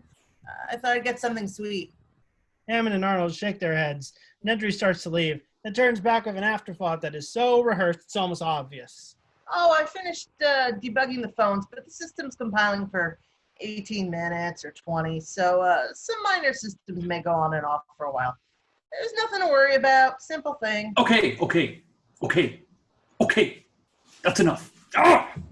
Nedry turns and stretches one finger out to his screen, and then selects an option. Execute. At the same time, he presses the start button on his digital stopwatch he holds in his hand. A digital clock on the computer screen starts to tick down from 60 seconds, and a musical clock starts to sound too. Something like the Jeopardy theme. Bum, bum, bum. He starts to leave, but returns when he remembers the shaving cream can. He grabs it and leaves. Park Road, night. Night is completely fallen now, and the rain has started. It's a tropical storm, the rain falling in drenching sheets on the roofs and hoods of the explorers, which are making their way slowly back to the visitor's car. In the rear car, Grant and Malcolm are alone. Grant is staring out the window, lost in his thoughts. You got any kids? Me? Oh, yeah, 3. I love them. I love kids. Anything at all can and does happen. He takes a flask from jacket pocket and unscrews the top. His expression darkens. Same with wives, for that matter. You're married. Occasionally. Always on the lookout for the future ex, Mrs. Malcolm. Interior fertilization lab, night. Dennis Nedry waits outside the silver door marked embryonic cold storage, staring at the digital stopwatch in his hand. 2, 1. On cue, the security lock panel goes dark on the door, clunks ajar. In the cooler, Nedry hurries in and flips open the hatch on the bottom of the shaving cream can, revealing slotted compartments inside. He goes to the rack of dozens of thin glass slides. A sign says, valuable embryos, handled with extreme care. He takes the slides out of the rack one by one. They're labeled Stegosaurus, Apatosaurus, Tyrannosaurus Rex, and puts them into the can. Interior, control room, night. Arnold is staring at his terminal, puzzled. On the screen, glowing red and blue lines are blinking off in succession. What? Hammond comes up behind him. He does Robert Muldoon. What? Security systems are shutting down. Well, Nedry said a few systems would go offline, didn't he? Interior, rear car, night. Grant and Malcolm still waiting in their car. They don't notice, but the video screen in the middle of the front console suddenly goes black. Malcolm continues their conversation. By the way, Dr. Sattler, she's not, available, is she? Why? Why? Oh, why? I'm sorry. You two, I wish you the best of luck. The car is jerked to a stop. The lights in the vehicles and along the road go out, plunging them into the blackness. Grant jerks his hand away from the steering column, immediately assuming it's his fault. What did I touch? You didn't touch anything. We're stopping. I must have touched something. This happens all the time. It must be my fault. Machines hate me. Machines hate you. Yeah, they hate me. You want to talk about this? No. Exterior, Jurassic Park, night. Nedry's Jeep splashes up the giant gates that leads into Jurassic Park. Nedry jumps out and hurries to the control panel on the side of the cement supports. He flicks a switch and gates click unlocked. He jumps on the back of the car and noses into the gate, shoving them open far enough to drive through. He roars into the park grounds. Exterior, control room, night. Ray Arnold stares at his terminal aghast as row upon row of colored lights scrawls off on his screen.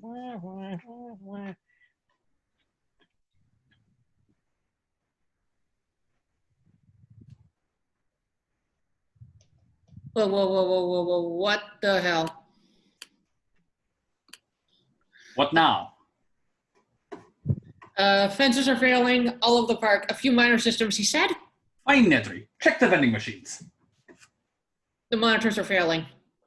Muldoon heads over for the door, just as the video monitors in the control room go out of a faint electronic zip.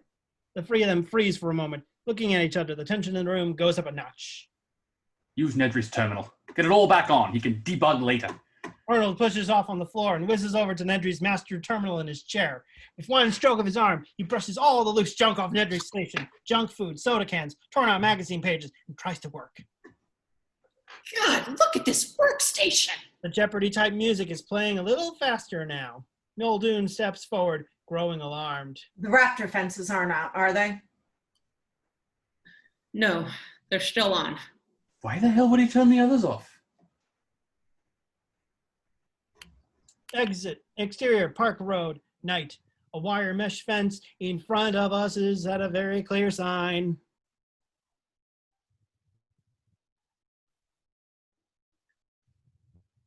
Danger, electrified fence. The doors cannot be opened when fence is armed. A hand reaches out and grabs the fence by the bare wire, flips the latch and shoves the door open. No sparks fly. Dennis Nedry runs from the fence back into his Jeep, drops it in gear, and tears off down the park road. The rain is absolutely flowing down now. The road is rapidly turning to mud. In the Jeep, Nedry can barely see through the windshield. He's driving as fast as possible, checking his watch every few seconds. He leans forward, squinting to see through the windshield, wiping off the condensation with his free hand. A fork in the road rushes into view. He jumps on the brakes. Too late! The Jeep careens into a signpost. Shit! He throws down the door open and hurries to the fallen sign. To the docks. He props it up. The directional arrow swings hopelessly on a nail. He clenches his jaw and growls. Soaked. Nedry stomps back to his car. Although he doesn't look too convinced, that he drops the car in gear and speeds off to the left. Exterior, control room, night. Hammond still hovers over Arnold's shoulder while he works at Nedry's terminal. Arnold mutters to himself as he tries another command. Access main, power, grid. He punches a button, but a buzzer sounds, and a little cartoon image of Nedry appears on the screen and waves its little finger disapprovingly. You didn't say the magic word. Please, God damn it, I hate this hacker shit! He smacks the top of the computer monitor. Furious. Game show music still plays faster. All Nedry's people in Cambridge. Arnold whisks across the floor in his chair and snatches up the nearest phone. He punches for an outside line. Phones are out too. Where did the vehicle stop? Exterior, Tyrannosaur paddock. Bah! The goat that was brought up from the underground earlier is still tethered in the same place, bleeding in the pouring rain. Bah! The two explorers still sit in the middle of the road. A man's form faces back from the front of the rear of the car. In the rear car, Grant, soaking wet, gets back into the car and closes the door behind him. Malcolm turns to him. Their radio's out too. Gennaro said stay put. The kids okay? Oh, I didn't ask. Why wouldn't they be? Kids get scared. What's to be scared about? It's just a little hiccup in the power. I didn't say I was scared. I didn't say you were scared. I know. Fine. Malcolm turns and looks out at the driving rain and the fence that stands between them and the Tyrannosaurus paddock. He is scared. In the front car, Gennaro, Lex, and Tim wait, bored. The rain drums on the roof monotonously. Tim is upside down in the front seat. Lex pushes his legs up and he swings them down. Up and down, up and down. Can't believe we invited Ian Malcolm. People are getting bloody noses. Things on your head, aneurysms. I think Dr. Grant is really smart. How he'll write a bunch of letters, go on Larry King Live, say we're irresponsible. Tim climbs into the back seat. Lex hits him with her hat as he moves by her. Don't scare me. Tim finds something under the seat and sits abruptly, holding what looks like a heavy-duty pair of safety goggles. Hey, where'd you find those things? In a box under my seat. Are they heavy? Yeah. They're expensive. Put them back. He leans back and closes his eyes. Tim ignores him and puts on the goggles. Tim stares at the back of the window of the Explorer with Grant and Malcolm in it. Behind them, the image is bright fluorescent green. Oh, cool! Night vision! As Tim watches, the door of the rear Explorer opens and a hand reaches out, holding an empty canteen out to catch some rainwater. In the rear car, Grant pulls the canteen back in, closes the door, and takes a drink. He and Malcolm wait. In the front car, Tim continues to stare out the back window with the goggles. He swings his legs, but suddenly stops. He feels something. He pulls off the goggles and turns back. He moves into the back seat with Lex, who is tapping her hat, and reaches forward, still her hand. Did you feel that? She doesn't answer. Tim leans over to the front passenger seat and looks at the 2 plastic cups of water that sit in the recessed holes on the dashboard as he watches the water in the glasses vibrates, making concentric circles.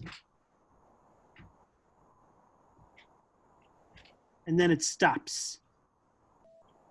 And then it vibrates again, rhythmically, like from footsteps. Boom, boom, boom. What is that?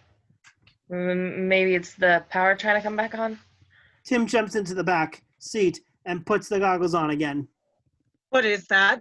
What is what? Tim turns and looks at the other side window. You can see the area where the goat is tethered, or was tethered. The chain is still there, and the goat is gone. Bang! They all jump, and Lex screams as something hits the plexiglass sunroof of the Explorer hard. They look up. It's a bloody, disembodied goat leg. Oh, Jesus. Jesus. Tim whips around to look out the side window again. His mouth pops open, but no sound comes out. Through the goggles, he sees an animal claw, a huge one, gripping the cables of the electrified fence. Tim whips the goggles off and presses forward against the window. He looks up, then cranes his head back further to look out the sunroof. Past the goat's leg, he can see Tyrannosaurus Rex. It stands maybe 25 feet high, 40 feet long from nose to tail, with an enormous box-like head that must be 5 feet long by itself. The remains of the goats hang out of the Rex's mouth. It tilts its head back and swallows the animal in one big gulp. Gennaro can't even speak. His hand claws for the door handle. He shoulders it open and takes off out of the car. He left us! He left us alone! Dr. Grant, he left us! He left us alone!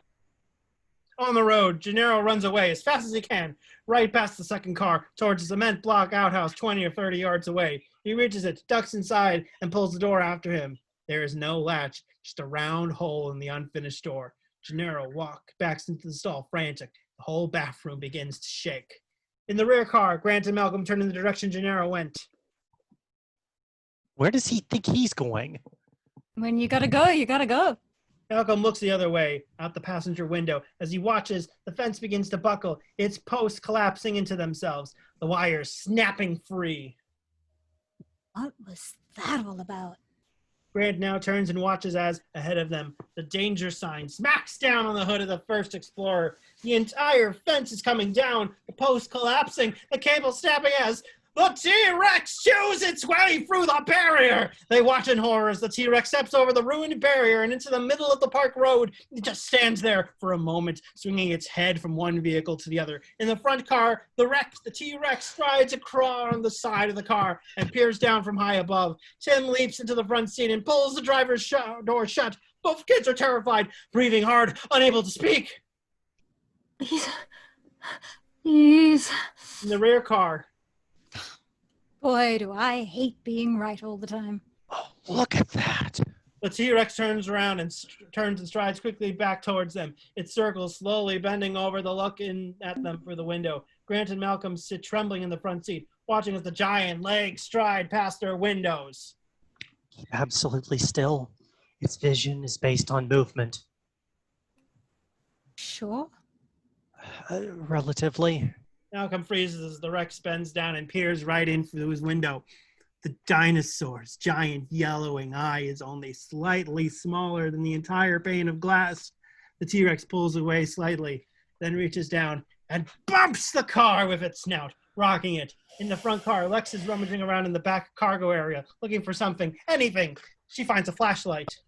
On the road, the front car lights up from within as Lex switches on the flashlight. The dinosaur raises its head. It turns slowly from the second car to the first car, drawn by the light. Making a decision, it strides over to the first vehicle. Fast! In the front car, Tim and Lex can only stare out of the windows as the T-Rex reaches their car and starts to circle it. Rex bends down and looks in for the front windshield, then the side window. Tim is eye to eye with the thing for a second. And then the dinosaur raises its head above the car. I'm sorry! I'm sorry! Turn it off, Lex! Turn it off! Tim climbs over the seat and joins Lex. Yeah, where's the button then? I don't know. I'm sorry. Why did you do this? I don't know. I'm sorry. The kids look up through the sunroof as the head goes higher and higher and higher, and then the T-Rex turns, looks straight down at them through the sunroof. Oh, Mrs. Weinstein! BOOM! The windows rattle. Lex screams. The flashlights go on again, and the tiny Tyrannosaur strikes. Smash! The thing's head is classic sunroof, knocking the whole frame right out of the roof of the car and down into the vehicle. The bubble falls down onto Tim and Lex, trapping them, and the animal lunges down through the hole, snapping at them. The plexiglass holds through and protects Tim and Lex, even as it pins them to the seats. The T-Rex continues to push down, and the glass groans, crack lines racing across it.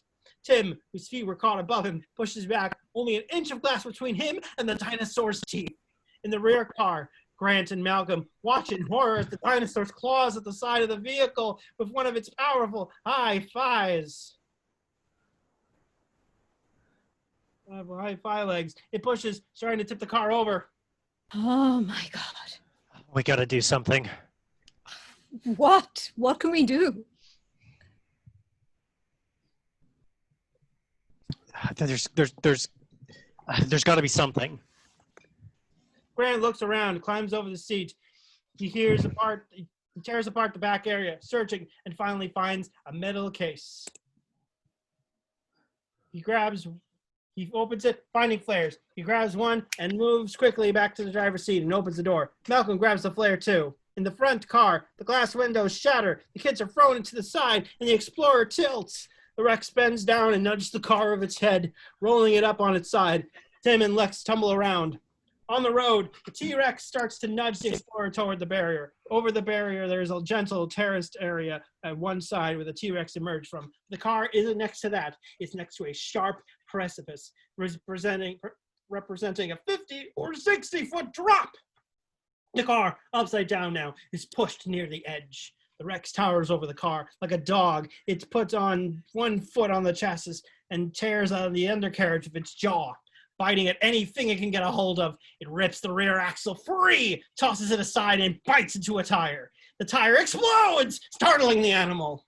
Inside the car, Tim and Lex are trapped inside the rapidly flattening car. As the frame continues to buckle, they crawl toward the open rear window, the car collapsing behind them. Mud and rainwater pout into what little space there is left. Tim is ahead, nearing the back window, when there is a crunch and a seat comes down, pinning him. On the road, the dinosaur backs up, dragging the Explorer, swinging it left and right. He seems ready to fling it over the edge. Grant gets out of his car. He's holding the flare in one hand, which he pulls the top off of. Bright flares shoot out the end of it. Hey, over here. T-Rex turns and looks at him. Grant waves the flare slowly in front of him from side to side. T-Rex follows his moving arm. His eyes locked on the flare. Grant looks over to the wall and tosses the flare over the edge of the barrier. The Rex lunges after it. Unclear with Grant's plan, Malcolm leaps out of the car and tries to scare up the T-Rex's attention with his newly lit flare. He begins to wave it at the animal. Grant sees him. Ian, freeze! Freeze! Get rid of the flare! Get the kids! Malcolm inches back slowly and takes off, running for his life down the road. He runs to the cement block outhouse Gennaro went into earlier. T-Rex sees the movement. It whirls and takes off after Malcolm fast. Malcolm runs as fast as he can, approaching the outside just steps ahead of the T-Rex, but not far enough. Without even slowing down, the T-Rex leans forward and flicks Malcolm into the air with its snout. It's just a nudge for the T-Rex, but it sends Malcolm sailing right through a wooden portion of the wall and into the building. In the restroom, Gennaro, who cowers in a corner, screams, and the head of the T-Rex explodes right through the front of the building, sending chunks of cement flying in all directions. Collapsing, Gennaro tries to protect himself over the falling junk. On the road, Grant gets on his feet and watches the T-Rex noses around in the rubble. It seems to find something. It lunges, and Grant can hear Gennaro screaming! Ah! Until it abruptly stops. Grant scrambles over to the car. Tim, Lex. Dr. Grant! Dr. Grant! He lays on the ground looking inside and sees Lex staring up at him, conscious, her face covered in mud. Are you okay? Can you move? Tim, are you okay? I'm Version stuck. 1. The seat's got my feet. Tim, I'll come back for you. I'll get Lex out first. Grant reaches in and drags her out. Are you okay? Good girl. Grant tries to find Tim. Tim? Tim. Lex, staring over his shoulder, screams. Grant whirls, covering her mouth at the same time. Shh. Don't move. It can't see us if we don't move. Lex looks at him like he's crazy, but freezes. They wait. Boom! A big T-Rex footprint smacks down in front of them. As the dinosaur approaches the car again, it leans down right past them and sniffs the car. Ragged bits of flesh and clothing hanging from its teeth. Not finding anything, the dinosaur swings its head away, snorting loudly through its nose. Grant's hat flies off his head. Still, he doesn't move. The Rex walks to the back of the car. It bends down. Whap! The car spins as it is pushed from behind by the Rex. Grant and Lex are pushed in front of it, helpless. They scramble around on their knees, trying to keep ahead of the car, which the Rex is now pushing even closer to the edge of the barrier.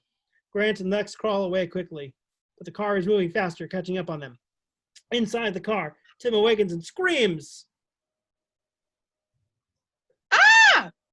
He tries to untangle himself. On the road, the T-Rex looms over Lex and Grant, who are trapped between the car and the 60-foot drop. Inside the car, the Rex bends down and sees Tim. Tim backs away furiously, but there's almost no room in them to move in there. The Rex opens its mouth wide and stretches its tongue to the car. Tim screams and kicks as the tongue tries to wrap around him, but it fails and withdraws from the car. On the road, the T-Rex still tries to get to Grant and Lex, pushing the car, spinning on its roof. Grant and Lex scramble, trying to avoid being caught by the T-Rex and crushed by the car. This way. The back of the car almost crushes them against the barrier. Oh, get back. They move as the Rex continues to move the cars towards the edge. Grant finally gets on the wall. Lex follows. The T-Rex, in frustration, it bends down for one final lunge of the car. Grant sees it coming, grabs one of the dangling fence cables on the other side of the barrier. Grab a hold of me. She wraps her arm around his neck. He scrambles to the edge of the barrier and starts to climb down. Timmy! Timmy!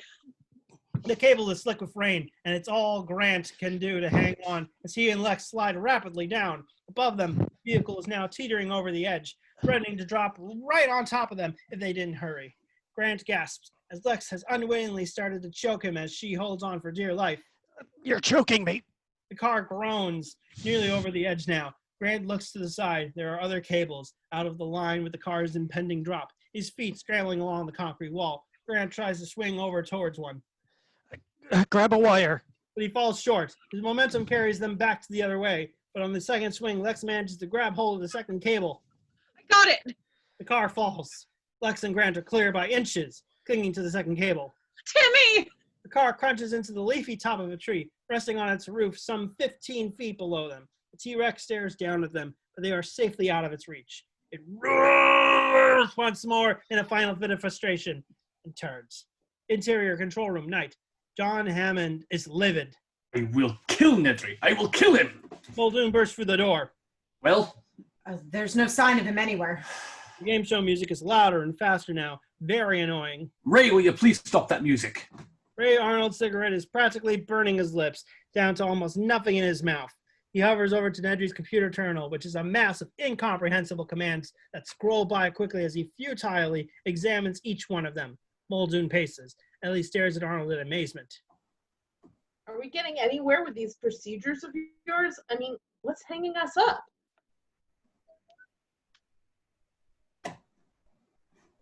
Arnold. I ran a key check on every stroke. Nebby entered today. It's all pretty standard until this one. What one? He points to his command's computer screen, to a specific series of commands. The others crowd over his shoulder and stare at the screen. Key check space, / key check off safety, V-O, he turns the safety systems off. He doesn't want anyone to see what he's about to do. Now look at this next entry, it's the kicker. White rabbit object. Whatever it did it all. But with the key check off, the computer didn't file the keystrokes. Only way to find them now is to search the computer's line of code one by one. How many lines of code are there? 2 million.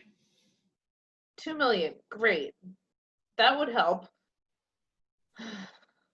Robert, I wonder if perhaps you would be good enough to take a gas jeep and bring back my grandchildren. Sure. I'm going with him.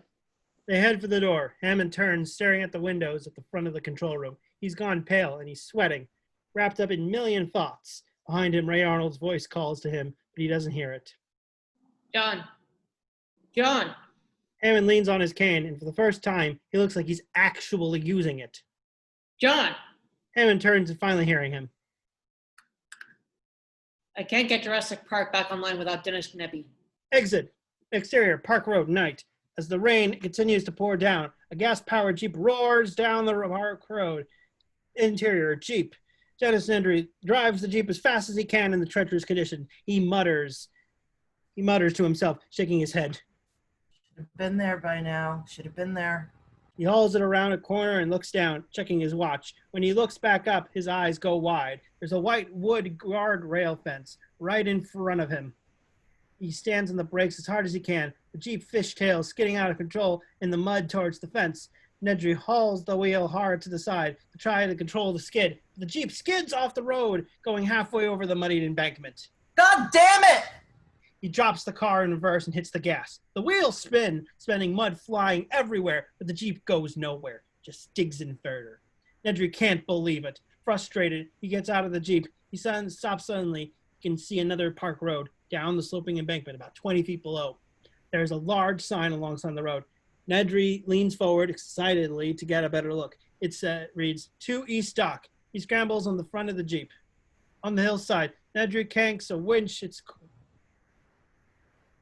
which is coiled to the front end of the Jeep. No problem. Winch this sucker off the thing, tie it to a thing, pull it down the thing, pull it back up. He loses his balance and slips, falling back on his rear. He slides down the muddy embankment across the road below. Pissed, he gets to his knees and searches for his glasses. Where are my glasses? I can afford new ones. He stands and grabs the winch and goes to a sturdy-looking tree on the other side. You can make it. From the distance, there is a soft hooting sound. There's some movement in the bushes. Nedry looks around for the source of the sound and movement. He doesn't find it. He nervously checks his watch and goes back to the winch, but faster. No problem. Pop this thing right down. The hooting comes from again, and Nedry turns around. Nothing. A figure ducks around the tree and pops out on the other side, hooting playfully. Nedry looks around one side of the tree. Nothing. It pops up on the other side, hooting again. And Nedry looks again. Nothing. It seems like a friendly game of hide and seek, but Nedry begins to get rattled. That's nice. Gotta go. I'm getting out of here. Oh, you can make it.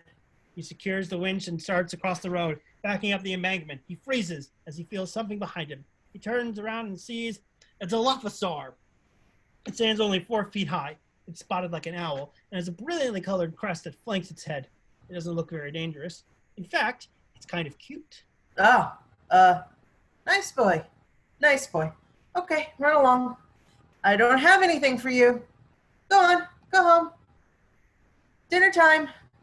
Are you hungry? They'll feed you. Go, boy, girl, whatever.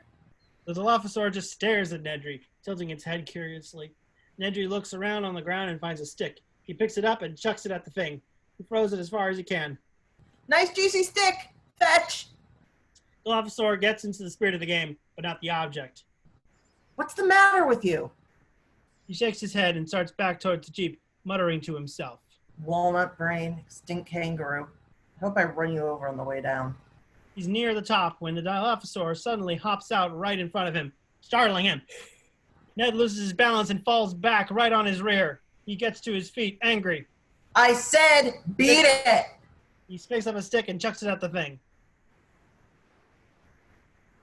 What do you do? The brightly colored fan around its neck flares wildly. 2 bulbous sacs on either side of its neck inflate. It rears its bed back and spits. Splat! A big gob of something smacks into the middle of Nedry's chest. It reaches down and touches the goo that's dripping down his liquor. That's disgusting. Splat! Another glob of goo smacks into the highlight, right next to Nedry's head.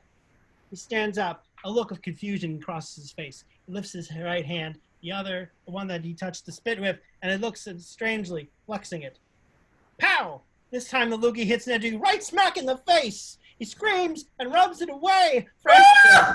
Because it hurts like hell, Nedry falls back, clawing at his eyes in excruciating pain. He pulls his hands away, starting to hyperventilate. He flails his arms in front of him, blinking a mile a minute, but blinded. He staggers towards to try to get into the Jeep. He gets the door open, but smacks his head on the door frame and collapses. The can of shaving cream flies out of Nedry's jacket pocket and tumbles into runoff water down the muddy hillside. Nedry gets to his feet again and staggers in the direct general direction of the Jeep. He reaches the open door and feels his way in. He slams the door. There's another hoot from inside the Jeep. Nedry turns and screams. The Dilophosaur is right there in the passenger seat. It louder than before. Its crest fans angrily, vibrating, reaching a crescendo. And then the thing pounces, slamming Nedry back against the driver's seat, shattering it as Nedry shrieks. Rain and mud water wash over the shaving cream can, burying it. Rain and mud. Oh, park grounds. Night. The rain has all stopped now. Grant and Lex are at the bottom of the large barrier leading up to the park road. Like it or not, they're in the park now and are surrounded by thick jungle foliage on all sides. They're both beaten up. Grant's face is covered in blood. He's bent over a big puddle, splashing water on his face, rinsing the blood off and trying to bring himself to. Poor Lex is scared as hell. He stands behind Grant, ramrod straight, her breath coming short, desperate gasps. Her eyes are wide and she doesn't look like she can move. As Grant gets rid of the blood, his injury doesn't look so bad, just a gash on his forehead. He turns and looks up at the tree the explorer fell in, stuck there, nose down on the thickest top branches. Lex's gasps are getting louder. She's terrified. Hey, come on. Don't just stop. Stop. He touches her, but it's awfully awkward. More of a pat on the head than anything strong or reassured. But she responds to the contact, hurling herself forward and throwing her arms tightly around his waist. She clamps here, holding on for dear life, sobbing. Lex, you gotta be quiet, please. Just stop it. Shh. It seems to quiet her. Because if we make too much noise, he's gonna hear us and come back. Lex bursts out crying. A wailing scream, nearly hysterical now. Grant holds her, no idea what to do. He turns and looks around. Timmy! He hears a cracking sound. He looks up at the tree again. The explorer has fallen a few feet lower into the branches. Grant looks down at Lex, who is sitting on a rock. Dad? Shh. Right here, Lex. I'm gonna look after you. I'm gonna help your brother. I want you to stay here and wait for me, okay? He left us. That's not what I'm going to do. Good. Grant walks to the tree. Lex scampers into the culvert. Exterior, tree. Grant takes a deep breath, grabs hold of the first branch and starts his long climb. Fortunately, it's a good climbing tree. Its branches thick and regularly spaced. Grant moves at a good pace. He reaches the car level on the driver's side, 5 or 6 feet to one side of it. Car is in rough shape, but it's much thinner than it used to be. Its nose completely smashed in, the front wheels driven solidly into a thick branch. They are what hold it in place. Tim.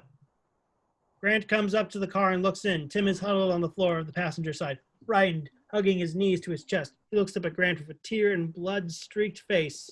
His voice is barely audible. I threw up. It's okay. Listen, give me your hand. Tim doesn't move. I won't tell anybody you threw up.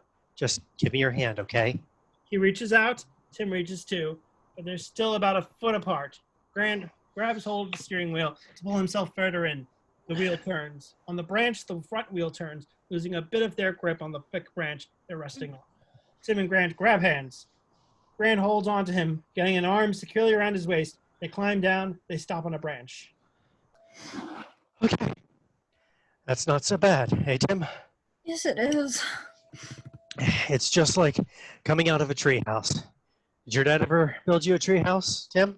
Huh? Me too. Okay, well, the main thing about climbing is never look down. Never. This is impossible. How am I going? I can't make it. It's about 50 feet. So am I going to help you with your foot? If the car falls. The car groans forward on the branch.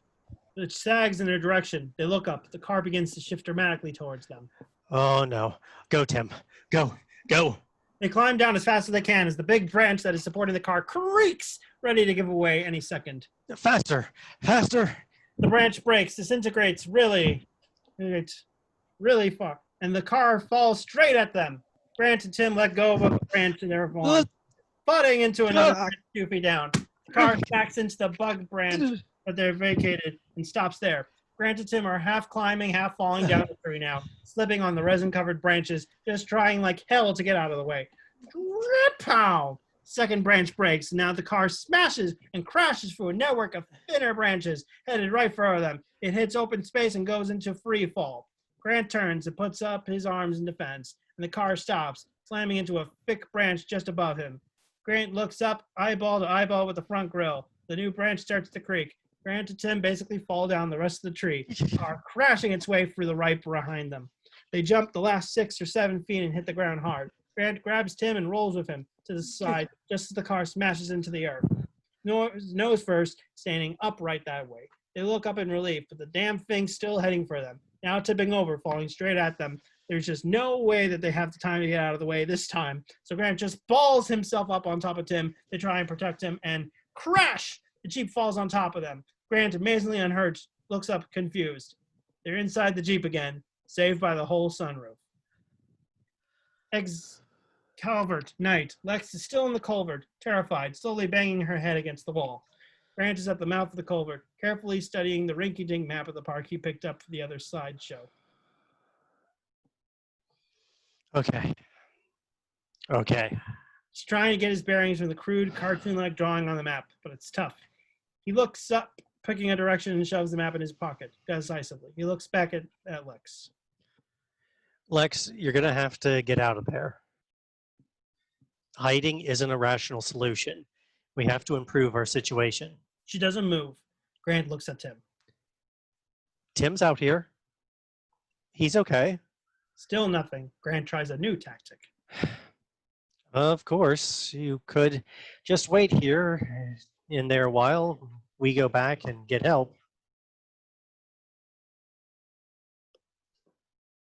The part of Tim will now be played by me. Oh. No, I'm playing Tim. Oh, we have a new Tim. Sorry about that. That's a good idea. You'll probably be safe enough, alone, on your own. I doubt it. Maybe. It's hard to say. Liar! You said you wouldn't leave. I'm trying to use psychology to get you out of the drain, you know. She just stares at him like he's nuts. Tim shakes his head at Grant as if to say, nice try.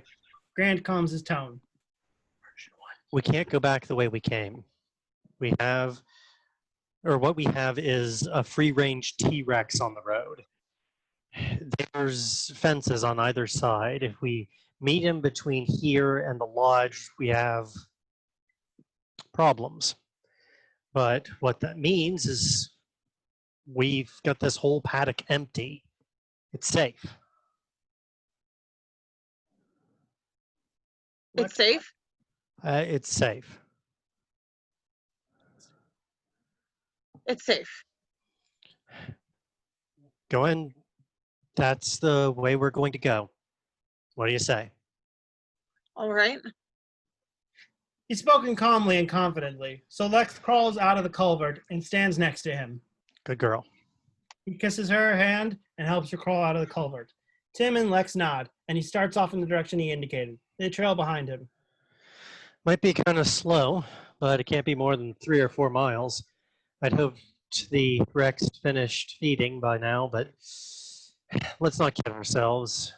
Do you know a carnivore can eat up to 25% of its body weight in about one sitting? So he's probably just ready to move on to the main course by now. He stops in the middle of the sentence, noticing he's alone. He turns around. Now both kids had scampered all the way back to the culvert, terrified. Park Road, night. Muldoon and Ellie race down the Park Road in an open-topped Jeep, like the one Nedry took earlier. Neither of them speak. They just stare ahead grimly, wondering what they're about to find. There they are. They round a corner and come to the top of the hill, where the attack took place. And come to the top. The Jeep skids to a stop and they jump out. The road is rutted, muddy mess. The cement block house is a pile of rubble. Once the Explorer is gone, the other stands untouched, both doors hanging open. Oh God, where's the other car? She runs to the Explorer. Muldoon follows, looking around. At the Explorer, Ellie leans in and walks around. Nobody's there. She and Muldoon walk towards the wreckage of the outhouse, calling out, I think she's ahead of us. It could be anywhere. With the fences out, it can go in and out of any paddock it likes. They hear a moaning sound from somewhere in the wreckage of the restaurant. They rush over to it. Ian Malcolm lies on his back, semi-conscious among the twisted wood and cement. It's Malcolm. He shines his light along the length of Malcolm's body. His shirt is soaked with blood, but his right leg is even worse off. The right ankle is bent outward at a strange angle from his leg. The trousers flattened, soaked with blood. Malcolm's belt has been twisted around his thigh. He's put a tourniquet on. Ian! Ian! Malcolm groans as she touches him, groggy. Remind me to talk to John and thank him for a lovely weekend. T-Rex roars again, but closer now. Ellie and Muldoon look at each other. Can we chance moving him? Please. Chance it.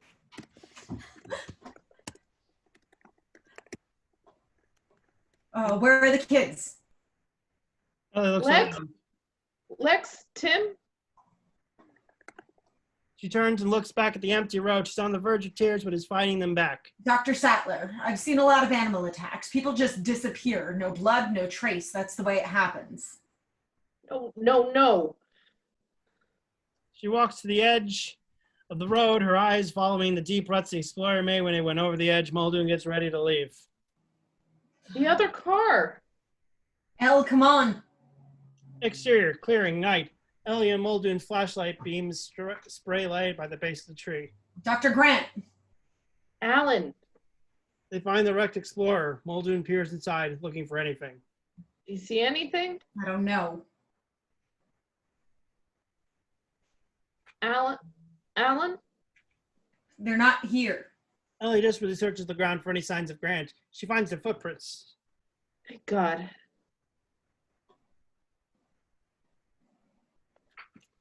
Park Road, night. Malcolm, laid out in the back of the Jeep, feels something strange. He looks down at one of the T-Rex footprints in the road. It's filled with water. The water in the puddle vibrates rhythmically. Malcolm's eyes widen. He looks around frantically. Anybody? Anybody hear that? Ellie is still looking around to Muldoon's chagrin. Her flashlight falls on 3 sets of footprints in the mud. Look! With her flashlight, she follows the trail of footprints made. They lead into the jungle and disappear. At Park Road, night. Malcolm is staring wide-eyed at the rings of water, which are getting bigger now. It's an impact tremor is what it is. Boom. Boom. I'm fairly alarmed here. Ellie and Malcolm come up over the embankment, excited. Gotta move. Gotta get out of here. Let's go. We gotta go. We gotta get out of here right now. Go. Let's hurry. Let's get out of here. They stop talking. The booming is louder now and faster, much faster. They look back over their shoulders. Oh! Ellie and Muldoon get into the Jeep. Muldoon in the driver's seat. Move now. Let's go right now. The Tyrannosaur smashes out of the jungle foliage, bursts onto the road, and runs straight at them, moving at least 30 miles an hour. Go. Muldoon fumbles to the keys, turns the Jeep over, and slams it into gear. He drops the clutch, hits the gas, and tears ass out of there. But the Jeep is slow to work through the first few gears. Terrified, Ellie dares to look out on the side view mirror, which tells her objects are closer than they appear. And they sure are. The T-Rex is still gaining on the slowly accelerating Jeep. All 3 of them stare back at the Rex in terror. Faster! Must go faster. It's getting closer. Go faster. Faster! Shit, faster! Must go faster. Go. Open it up. Fifth gear. Here it comes. Step on it. Stand on it. Fifth gear, go. Which means they don't see the half-fallen tree, right? Branch in front of them, blocking the path of the road. Muldoon looks back first, shouts. Down! They all duck. The windshield hits the branch and shatters as the Jeep flies ahead. Riley picking up speed now. The T-Rex just runs right through the branch, smashing it entirely. They're bounced around pretty badly. Malcolm is knocked into the front, and in so doing, knocks the gear shift into neutral. The engine races. The T-Rex closes it again. Losing ground now, the dinosaur makes a final lunge for the Jeep and crunches into the left gear quarter panel. Faster! But Muldoon slams it back into gear and guns it. The T-Rex gives up, fading into the distance. They drive in silence for a few moments, all scared out of their wits. Think they'll have that on the tour? Park round. Grant, Lex, and Tim make their way through Jurassic Park. Far in the distance, there's another roar. Grant hears it, but tries not to show it. You hear that? No, we're okay. They keep walking, but now Grant is looking for a safe place to hide. He looks up to the towering trees around them. You guys both look pretty tired. I think we ought to find some place to rest. He hears another roar. Like about now. Come on. Hurry up. Like this tree. Why are we hurrying if there's nothing wrong? What if we fall? I hate trees. Exterior, tree, night. Lex, Tim, and Grant climb. Grant is behind, watching the other two, giving them a push-up when they need it. I hate trees. They don't bother me. Yeah, you weren't in that last one. Now, near the top of the tree, the three of them sit there, dangling their legs, looking out over the park. It's an incredible view. They can see on all directions. And with the full moon, there's a lot of detail. Most striking are all dozens of sauropod heads, the end of long necks, a tower over the park. Hey, those are brontosauruses. I mean, those are brachiosauruses. It's okay to call them brontosauruses, Tim. It's a great name. It's a romantic name. It means thunder lizard. Thunder lizard! Grant finds a solid web of branch and settles himself in it, leaning back against the trunk of the tree. With a little room on either side of him, Lex nestles up next to him on the branch. Grant is surprised but accepts it. Tim climbs off to the side of in a nook, a branch of his own. Silent for a moment, the three can hear the hoots of the animals as they call. Some of them are almost musical. Oh, listen to that. They're singing.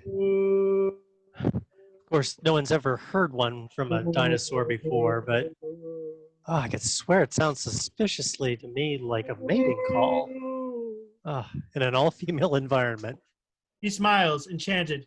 He hoots himself, trying to imitate one of the calls. Immediately, 5 or 6 of the heads turn in their direction and hoot back. No. Shh. Stop. Don't let the monsters come over here. They're not monsters, Lex. They're just animals, and these are herbivores. That means they only eat vegetables. But for you, I think they'd make it an exception. Tim. Oh, I hate the other kind. They're just doing what they do.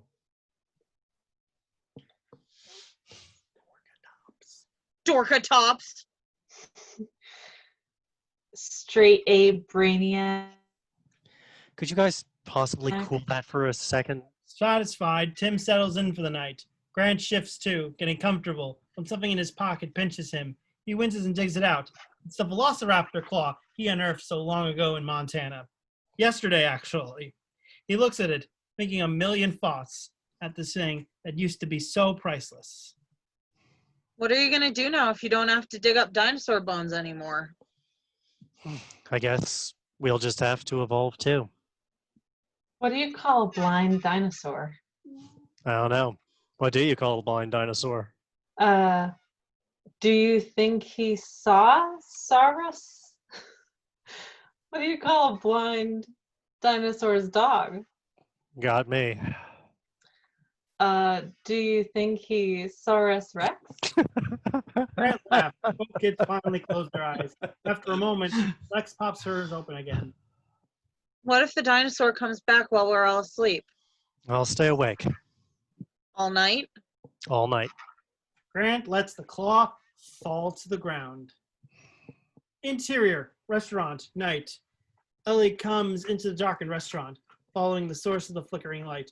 A candle burns at a table in the corner. John Hammond sits at the table, alone. There's a bucket of ice cream in the middle, and he's eating a dish of it, staring down mercilessly. Ellie draws up to the table, and Hammond looks up at her. His eyes are puffy. His hair is messed up. For the first time we've seen him, the fire is gone from his eyes. It was all melting. Ellie just nods. Malcolm's okay for now. I gave him a shot of morphine. They'll all be fine. Who better to get the children through Jurassic Park than a dinosaur expert? Ellie nods. Another pause. Hammond breaks at it again. You know the first attraction I ever built when I came down from Scotland? It was a flea circus. Petticoat Lane. Really quite wonderful. We had a wee trapeze, a roundabout, a medical... what do you call it? Carousel. A carousel. And the seesaw. They all moved, motorized of course. People would swear they could see the fleas. I see the fleas, Mummy, can't you see the fleas? Clown fleas, high wire fleas, fleas on parade. He trails off. Ellie just looks at him. Not sure what his state is. He goes on. With this place, I wanted to show them something that was real. Something that wasn't an illusion. Something they could see and touch. An aim not devoid of merit. But you can't think through this one. You have to feel it. You're absolutely right. Yes, you're right. Hiring Nedry was a mistake. That's obvious. We're over-dependent on automation. I can see that now. But that's all correctable for the next time around. John, you're still building onto that flea circus, that illusion. And now you're adding on to it by what you're doing here. That's the illusion. Once we have control again... Control? You've never had control. I was overwhelmed by the power of this place. So I made a mistake too. I didn't have enough respect for that power. And it's out now. You're sitting here trying to pick up the pieces. John, there's nothing worth picking up. The only thing that matters now are the people we love. Alan, Lex, and Tim. And John, they're out there where people are dying. People are dying, you know. There's a long pause. Hammond avoids her gaze. Ellie reaches out and takes a spoon out of one of the buckets of ice cream and licks it. Finally. It's good. He looks up at her, and his face is different, as the unhappy irony of what he's about to say finally hits home. Spared no expense. Park. Dawn. Oh, time out. Just a reminder that Calandrino has left us, and now the role of Tim will be played by Rebecca Freed. Sorry for the interruption. We now return to Park. Dawn. The sun comes up over Jurassic Park. The danger of the night before is overcome by the sheer beauty of the place. It really is like the Serengeti Plain. Over at the edge of a great open field, a huge tree marks the border between the open area and the thick of the triangle. Up in the tree, Grant, Tim, and Lex are asleep in the branches of the tree, both kids now curled up under Grant's arms. A heavy shadow falls over all three of them. Blocking out the sun entirely, Grant awakens, only a little bit asleep, as a brachiosaur's head pushes into the tree's branches. Right up beside them, it hesitates there for a second, seemingly staring at them. Grant just watches as it opens its mouth very wide and chomps down on a branch over his head. Kids awaken with a start. Tim points. Lex opens her mouth to scream, but nothing comes out. Then... Get away!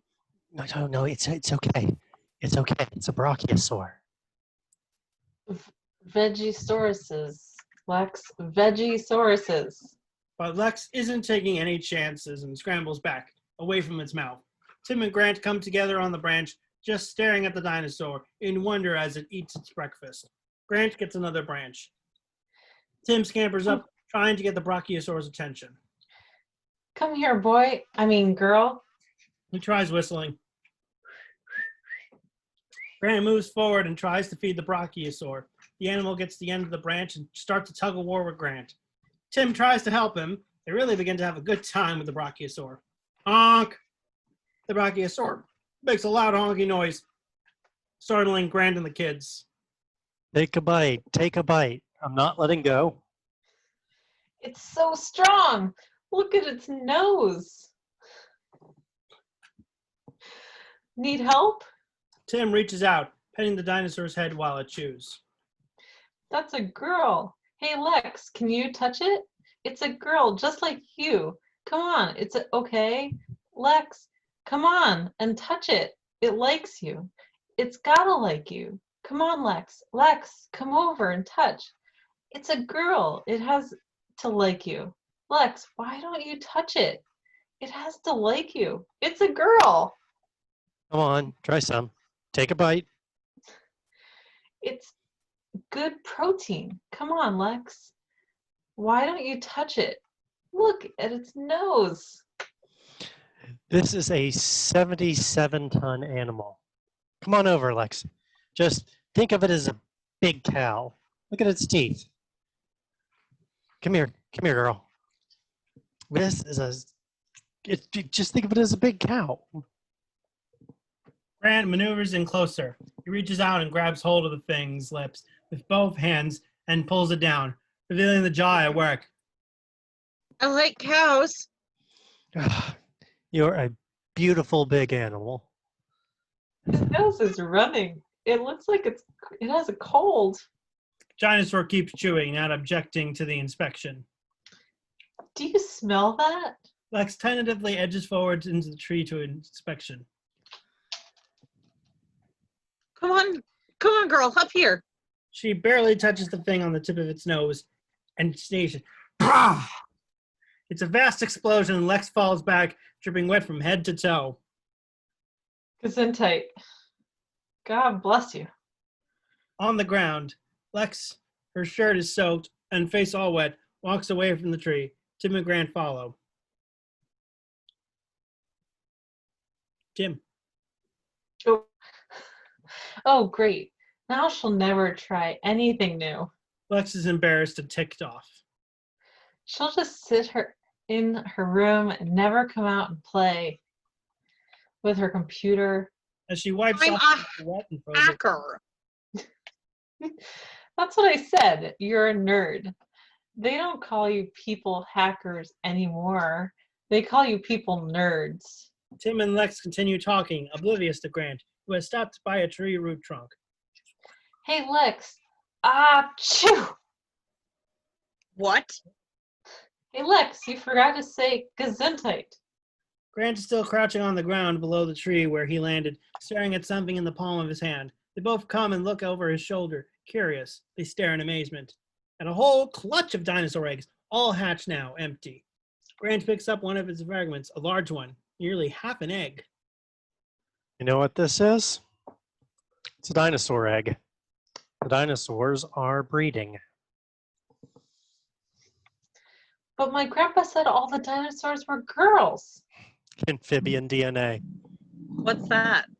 Well, on the tour, the film said they used frog DNA to fill in the gene sequence gaps.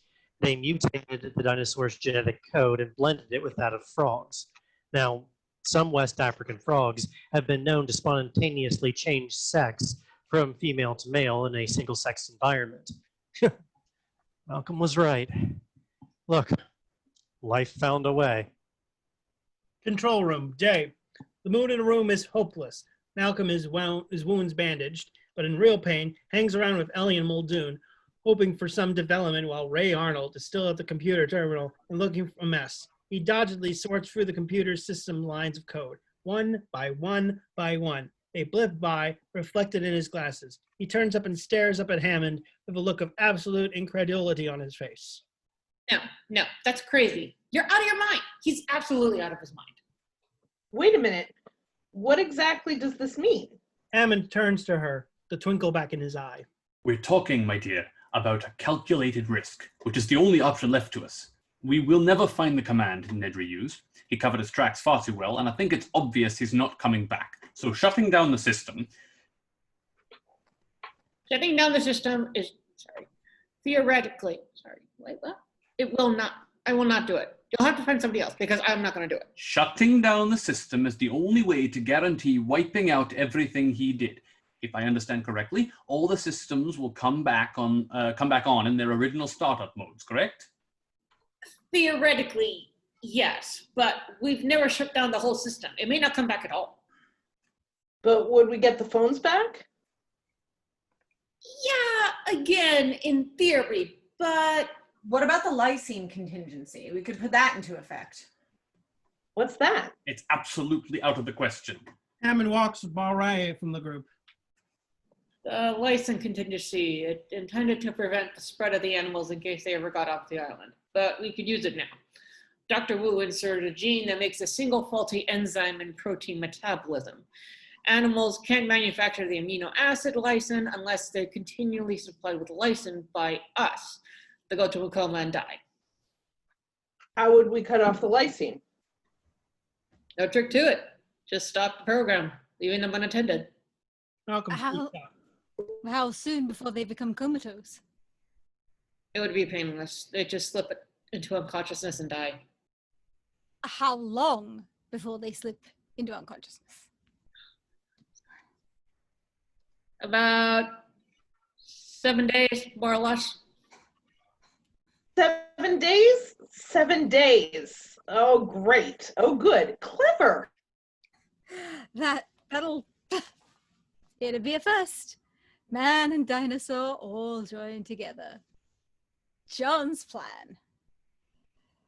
Hammond finally loses his cool. He bellows, summoning every ounce of authority at his command, and that's quite a bit. People are dying! There's a moment in which no one dares to speak. Hammond regains himself. Will you please shut down the system? Arnold swallows and gets to his feet. You asked for it. He walks slowly across the room to a red metal box on the wall. He takes a key from his belt, unlocks the door, and opens it. There is a row of 4 switches inside. He flips them off one by one, leaving only a single lever left. His hand hovers over it, and he flips the lever. You got it. Every monitor, every terminal, every fluorescent light shuts out, plunging them into near darkness. They just sit in eerie stillness for a moment. How long will this take? About 30 seconds. They wait in tense silence. Hammond adjusts the wilting silk handkerchief in his breast pocket. He notices Malcolm staring at him, his eyes full of disapproval. I think perhaps I'll just sit down. I don't suppose you think all that much of me now, do you? You're all right, John. You're okay. It's just that you don't have intelligence. You have think-intelligence. You think narrowly and you call it being focused. You don't see the consequences. You're very good at solving problems, getting answers, but you just don't know the right questions. Ian? Malcolm looks at him. Shut up. Yeah. It's not a criticism, by the way. Finally, Arnold turns back to the box. He flips the row of switches, safety switches back again, and then hesitates by the main switch. Hold on to your butts. He throws it, and nothing happens. There's a very long pause. It's not working. Listen, which of you knows how to handle a gun? Arnold, who can't quite understand this, races over to the main monitor. It's okay! It's okay! Look! See that? Look! They stare at the monitor, which glows with a faint amber light, the only mechanical thing in the room that's on. The left-hand corner on the screen displays 2 words. System ready. Arnold looks at them, his face triumphant. It's on! It worked! That will teach you to trust Grandpa. Wait a minute. What do you mean, worked? Everything's still off. The shutdown must have tripped the circuit breakers. All we have to do is turn them back on, reboot a whole system in here. Reboot a few systems in here. The phones, security doors, half a dozen others, but it worked. System ready. Where are the breakers? Out in the maintenance shed, other side of the compound. I'll go there. 3 minutes and I can have the power back on in the entire park. Just to be safe, I'd like to have everybody in the emergency bunker until Mr. Arnold returns, and the whole system is back on its feet again.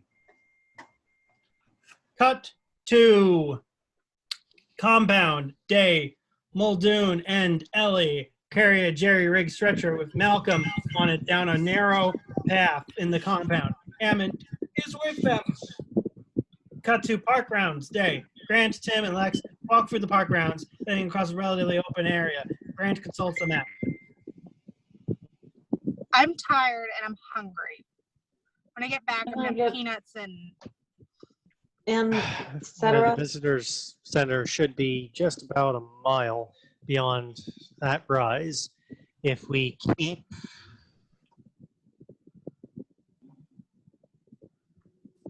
The animal cry they heard earlier is closer now, and repeated by many more animals. Grant looks up.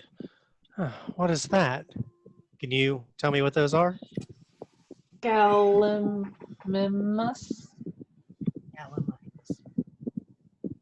He turns around to face the direction the sound is coming from. He squints. The animal cry are much louder now, accompanied by a low rumble. Also, for some reason, we now have Shannon Twitty playing Lex, so everyone's clear. Here, they're flocking this way.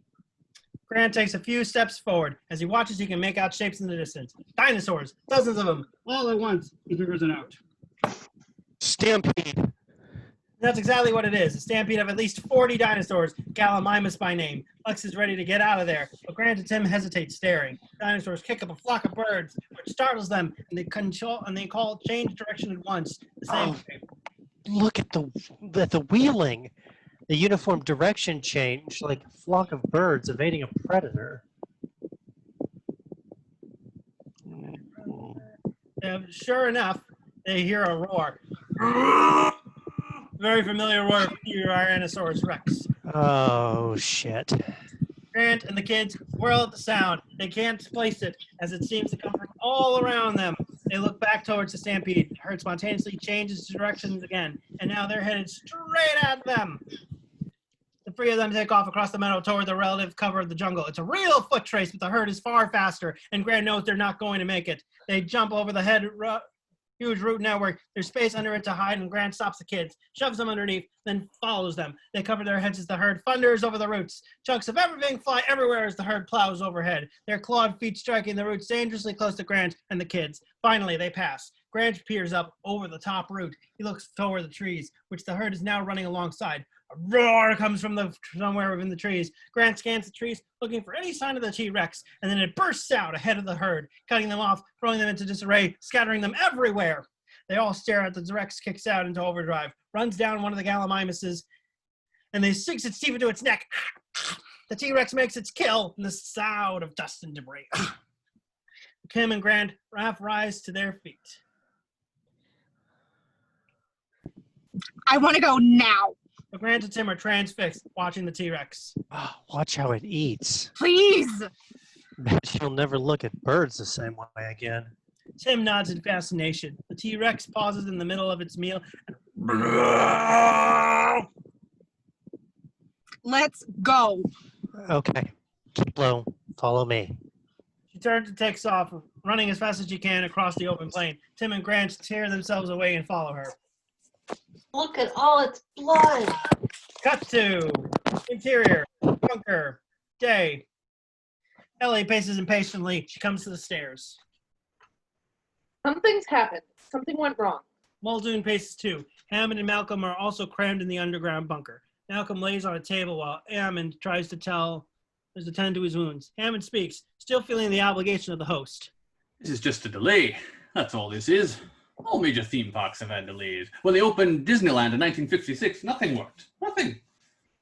John.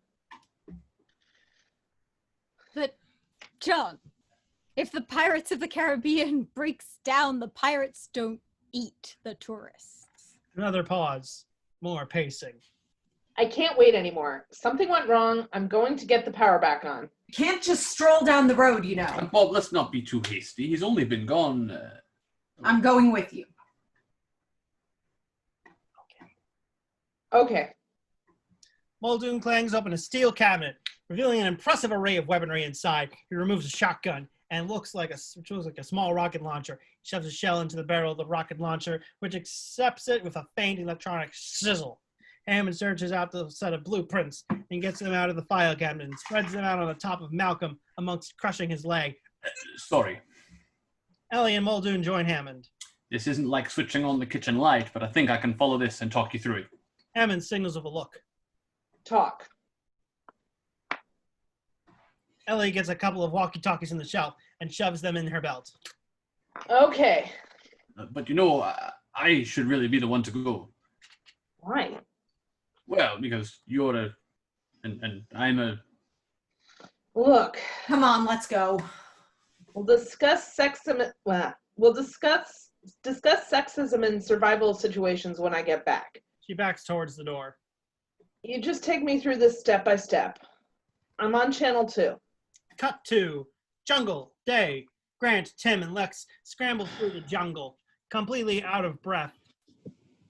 Exhausted, they arrive at the base of the big electrical fence that surrounds the main compound. Grant looks up at the fence. It must be over 20 feet high. Well, it's a bit of a climb. You guys think you can make it? Nope. Way too high. Grant grabs a stick and climbs up the ledge. He looks at the warning light on the fence. It's out. He pokes the wire with a stick. No sparks fly. Well, guess that means the power's off. Still not trusting the fence, he taps it with his foot. He moves in slowly and lays both hands on a cable. Closes his fingers around it. Grant's body shakes. He stops, turns around slowly and smiles wickedly. That's not funny. That was great. Far in the distance, the T-Rex roars. Without a second's delay, both kids leap to their feet. Cut to bunker, day. Ellie and Muldoon step out of the bunker. The main compound feels different now. It belongs more to the jungle than to civilization. Muldoon has the big gun in his hands. Okay, I'm on channel 2. Stick to my heels. They start down the path, moving quickly.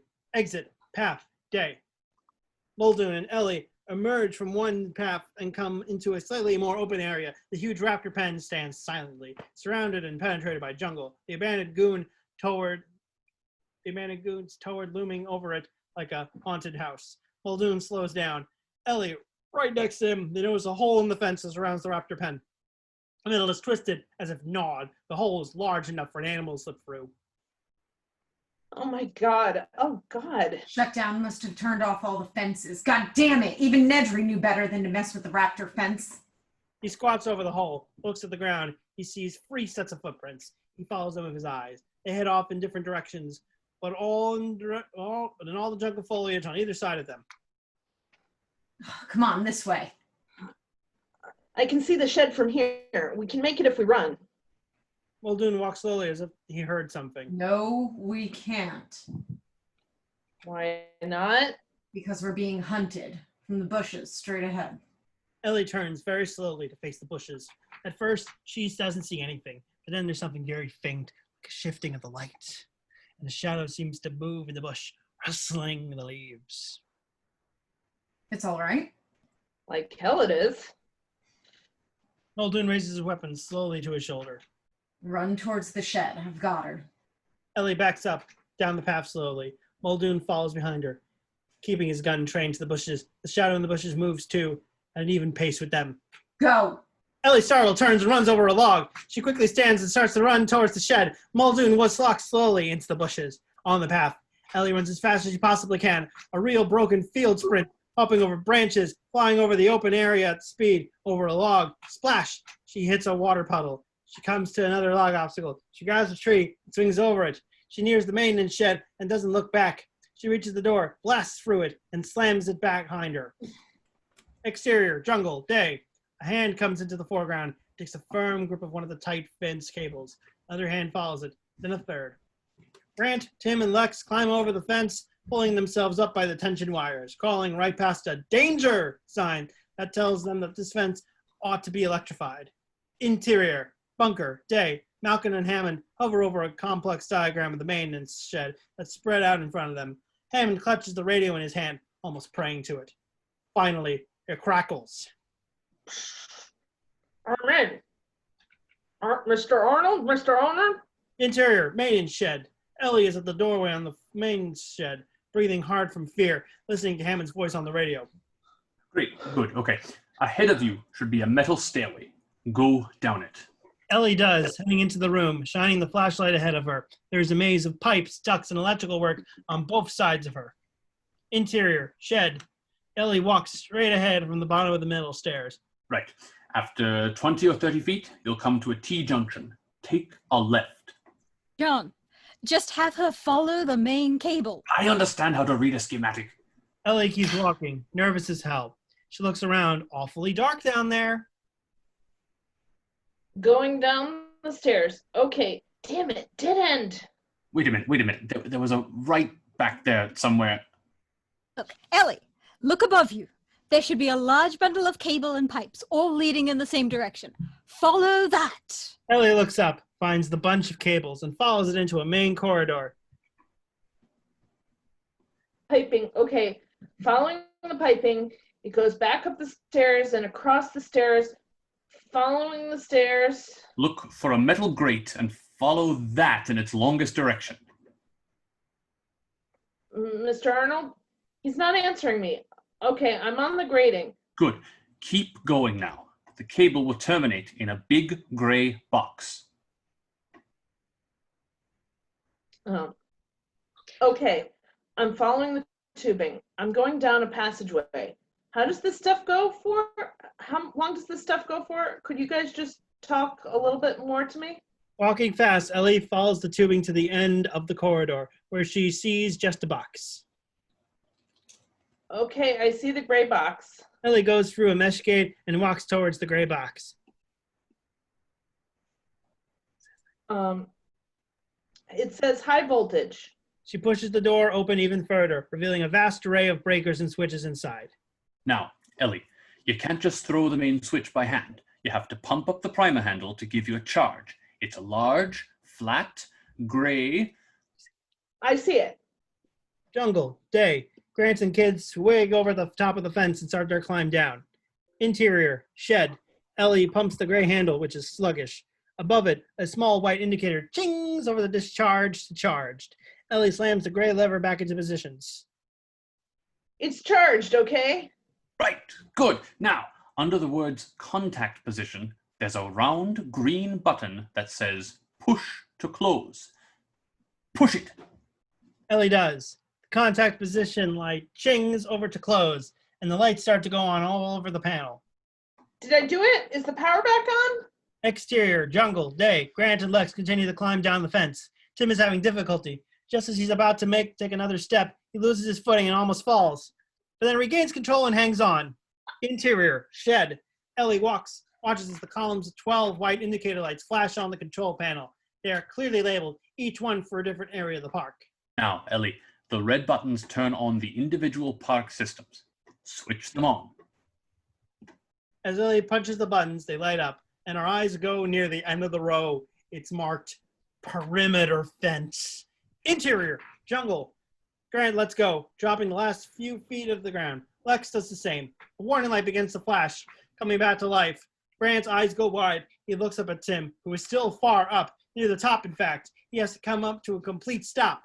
Interior, shed. Ellie keeps pushing the buttons. She gets closer to the button for the fence. Exterior, jungle. Tim, terrified, it's frozen where he is. Tim, you've got to let go. Interior, shed. Ellie's just punching the buttons, now only a half a dozen away from the one for the fence. Now 5, now 3. Exterior, jungle. Grant and Lex are both screaming at Tim. Come on, Tim.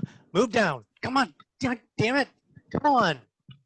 Timmy, the power's coming down. Quick. Can't. I'm scared. Tim, you're going to have to let go. I'm going to count to 3. Jump, Timmy. It's too late. I'm afraid. I'm going to fall. Go. Come on, jump. You're crazy. I'm not going to jump. Tim, you're going to have to let go of the fence. Tim, get down right now. Get off the fence now. Do as he says. The power's coming back on, Timmy. Timmy, let go. You're going to have to let go. Count to 3. I'll catch you. Timmy, do as he says. Timmy, do as Dr. Grant says. Quick. Are you crazy? What if you miss me? I hate it up here. Tim, I'm right here. It's an easy catch. Easy catch. Counts to 3. You're going to get electrocuted. The power's coming back on. Shut up.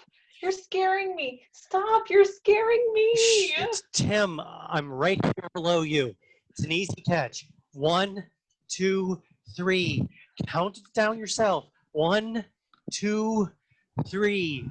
You're going to get electrocuted. It's an easy catch. You let go. You do the counting. You count it, Tim. 1, 2, 3. You do all the counting, okay?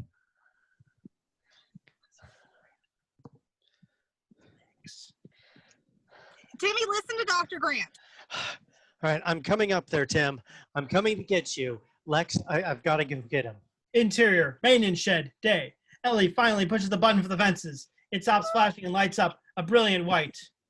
The fence hums as it awakens. Grant and Lex are screaming at Tim! Okay, I'm going to count to 3. 1, 2, 3. With a low, loud, frightening buzz, the fence comes alive. Pow! Tim is cut off mid-sentence, literally thrown from the fence. He slams into Grant. They fall to the ground. Lex runs over to them. Tim, are you okay? You're okay. Grant notices a larger problem. Oh no, he's not breathing. Tim? Interior, maintenance shed.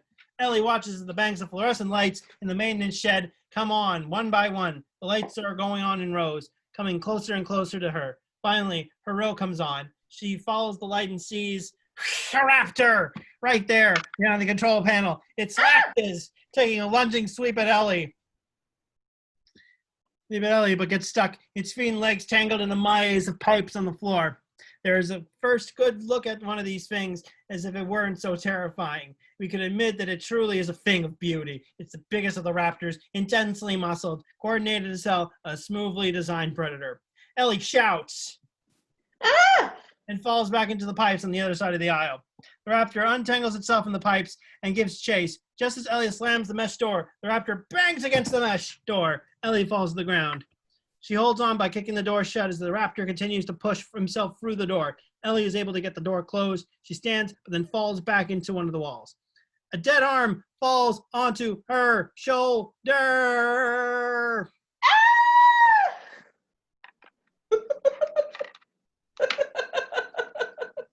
Hey, Arnold is there, or what's left of him, stuck in a tangle of pipes. Ellie moves away, and his arm falls to the ground. She doesn't realize that she has moved right back under the mesh, near the mesh wall, and the raptor continues to come after her. Again, Ellie takes off running as fast as she can. And continues to come running as fast as she can. I've lost my place. She tries to flash with her, running over the dead arm in Arnold's leg. She continues to run, her headset dangling, the flashlight dragging behind her on its cord. She reaches the stairs and hits them hard, flying off of them. The raptor must be right behind her. She can hear the clicking and clanging as it scrambles up the stairs, but she doesn't look back. She reaches the top, throws open the door, hurls herself outside, and slams the door behind her, just as the raptor's head snarls at her from near the top of the stairs. She runs out the fence and collapses. Exterior, jungle day. Tim is still unmoving. Grant is performing CPR, alternatively compressing Timmy's chest 15 times quickly and breathing into his mouth twice. Lex is freaking out. 15 compressions, 2 breaths. 1, 2, 3. Come on, Tim. 15 compressions, 2 deep breaths. Timmy. 15 compresses. Timmy gasps and comes to it. Oh, good boy, Tim. Good boy. 3. Cut to jungle day. Robert Muldoon creeps slowly through the jungle foliage, tracking his prey. He ducks and walks through in a hollow log underneath a fallen tree, following the rustling sound up ahead of him. You can see just a trace of the raptor's gray flesh as it moves back to the bushes up ahead. staying camouflaged enough to deny him a decent shot. Thinking he's got a moment, Muldoon extends the back handle of the gun and clicks it into place. He prepares to take aim. A snake slithers across the tree branch, past what looks like the large iris of a flower. The flower blinks. It's the eye of the raptor. Muldoon sees it. He raises his gun. Instead of running away again, the raptor rushes slowly out of the brush, fully revealing itself to Muldoon, hissing at him. Corners of Muldoon's mouth twitch up into a smile. He draws the bead on the animal. His finger tenses on the trigger. Suddenly, his smile vanishes. Both eyes pop open, and a terrible thought sweeps across his face. His eyes flick to the side. Clever girl. Which is where the attack comes from. With a roar, another raptor comes flashing out of nowhere and pounces on him. The gun blasts wildly, and the raptor's claws slashes through Muldoon's midsection. Muldoon screams and falls back. The raptor locked on top of him, all tooth and claw all of a sudden. As the second raptor makes the kill, the first raptor strides forward slowly and watches him provingly. It throws its head back and snarls. Interior Visitor Center. Day. Grant, Tim, and Lex come into the deserted visitor center. A large sign that says, "When dinosaurs ruled the earth," droops overhead. Grant now carries Tim, who is weakened but conscious. Hello? And nobody answers. Interior restaurant. Grant, Tim, and Lex come into the restaurant. Grant carefully sets Tim in a chair at one of the tables. Lex across from him. I'm going to have to find the others and get you a doctor. Will you look after Tim, Lex? Yes. Grant nods. He looks at Tim for a second. Your hair's all standing up. He gently rearranges Tim's hair, which is wild all over his head. Tim looks up at him weakly and manages to smile. Grant smiles back. Ah, Big Tim, the human piece of toast. Tim laughs. Grant pauses for a second as if debating something. Be back soon, guys. Promise. He leaves. As he goes across the lobby of the visitor center and outside, they can see his silhouette moving through a translucent mural that depicts dinosaurs in various natural settings. It's quiet for a second as Lex and Tim just look at each other. Tim goes across the room to an all-you-can-eat table on the other side and quickly piles on some food on a tray. He brings it back to the table. Lex digs in, munching on veggies, grabbing food with two hands. Tim enjoys his food too. Lex comes up with a spoonful of lime jello from a classic dinosaur egg cup, but her hand freezes halfway to her mouth. Tim looks up and sees the expression on her face. She's staring over his shoulder, eyes wide, the jello quivering in her shaking hands. What? Tim turns around. Behind him, one of the silhouettes on the mural is a raptor in a hunting pose. While he stares, the silhouette of a real raptor moves out from behind it and creeps forward in the lobby of the visitor center. Kitchen. Lex pulls the shiny metal door shut as quietly as she can. It latches to a distinctive click, but there's no lock. She runs to its panel of lights, switches, and kills them all, plunging the room into semi-darkness. She helps Tim down an aisle, and they hide at the end behind a counter, breathing hard. The raptor's head pops into view, visible through the round window. In the middle of the restaurant door, it just looks for a moment. Brief steam on the window.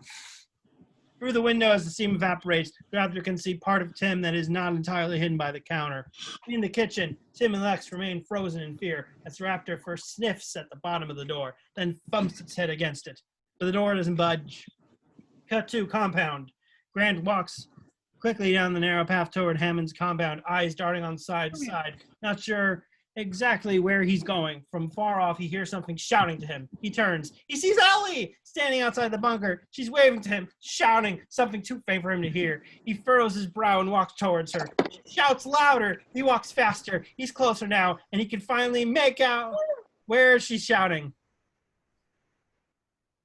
Run. Run! Run! He takes off running around towards her, not even looking back. He races up, and she runs into his arms. Where are the kids? Into bunker. John Hammond stands between Grant and Ellie in the bunker, watching as Grant racks the bolts on a 10-gauge shotgun. It's just the two raptors, right? You're sure the third one's contained? Yes. Yes, until they figured out how to open the doors. Cut to kitchen. Outside the door of the kitchen, the raptor stares down at the door handle, cocking its head curiously. It snarls and bumps the door handle with its head. But that doesn't do anything. It reaches out toward the handle, with one clawed hand. In the kitchen, Tim and Lex stare in shock as the door handle starts to turn. The door opens. The first raptor stands in the doorway, draws itself up to its full height, and looks around the kitchen. Now a second raptor joins in the front doorway. They move into the room, brushing against each other. The first raptor snaps at the second, as if to say, keep your distance. Now the raptors split, taking two different aisles. Tim and Lex crawl away. Tim, awfully weak now, down a third aisle, where the other side of the counter from the raptors, moving in the opposite direction. As Tim and Lex pass the raptors, one of the raptors' tails smack into some pots and pans, knocking them off the counter. They fall on the kids, who manage to keep quiet. The kids keep moving as one of the raptors dips down, looking through an open cabinet to inspect the racket. Tim and Lex reach the end of the aisle and round a corner, but Timmy's falling behind now as he accidentally brushes against some hanging kitchen utensils. Both raptors turn. One jumps into the counter, knocking more kitchen stuff to the floor. A ladle clatters to a stop, and the strange metallic sounds confuse the raptors for a moment. But then they move in Tim's direction, sniffing, heading right for him. The raptor on the floor is just about to turn the corner to where Tim sits, exposed and exhausted. But both the raptors suddenly stop, hearing a clicking sound from the other end of the aisle. It's Lex! Tapping a spoon on the floor to distract them. The raptor on the counter jumps down and starts cautiously towards Lex's noise, leaving Tim. Lex sees a steel cabinet behind her. Its sliding door slid up and open. She crawls inside, silently. Tim sees the raptors make the turn towards Lex, smashing more stuff around with their tails. He turns and sees a walk-in freezer in the far wall with a pin-locking handle. As Lex tries to pull the overhead door into the cabinet shut, one of the raptors rounds a corner and sees her reflection on a shiny cabinet front. Lex tries frantically to lower the cabinet door, but it's stuck. Tim takes a few deep breaths, summons what little strength he has left, and makes a break for the walk-in freezer. He's limping, dragging himself, moving like a wounded prey now, and the other raptors spot him. Both raptors go into a pre-attack crouch, and they pounce, one towards each of the kids. Lex tugs on the cover to the veil. Tim's raptor charges after him, just open floor space between them, and Lex raptor thuds into a shiny surface bearing the reflection. It chased the wrong image. It sags to the floor, semi-conscious. At the other end of the aisle, the real Lex screams. The other raptor bears down on Tim. Tim reaches the freezer, rips the door open, and falls inside. The floor is cold and slick, so his feet go right out under him.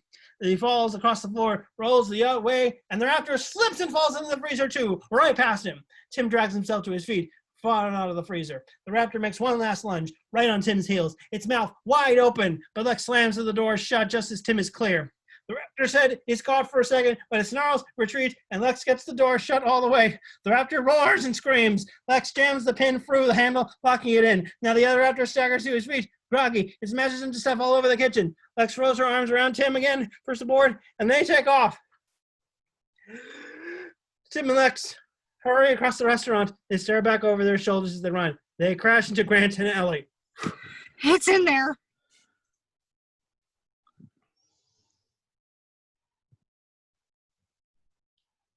Control room. Control room, sorry. Interior, second floor corridor. Grant, Ellie, and the kids race down the second floor corridor towards the control room. Grant helping Tim. The door to the control room smacks open. Grant, Ellie, and the kids burst in. Ellie heads straight for Nedry's computer terminal. Grant moves towards Tim to the side, and Grant back to the door to lock it. We can call for help? We've got to reboot the system first. She sits at the computer and studies the screen. It's flashing to her, dominated by a maze-like grid. She studies it, confused. Oh no. The door locks, Ellie. Boot up the door locks. Boot up the door locks. Pow! Something hits the door hard from the outside. The kids scream. Grant hurls his back against it. Grant loses his gun. He struggles. The raptor scratches his head. Alan! And Ellie leaps out of the chair and races over to the door to help him. A raptor snarls and snaps, ramming itself against the door, trying to force its way into the control room. It's all Ellie and Grant can do to hold the door against the onslaught, but it bucks against them viciously.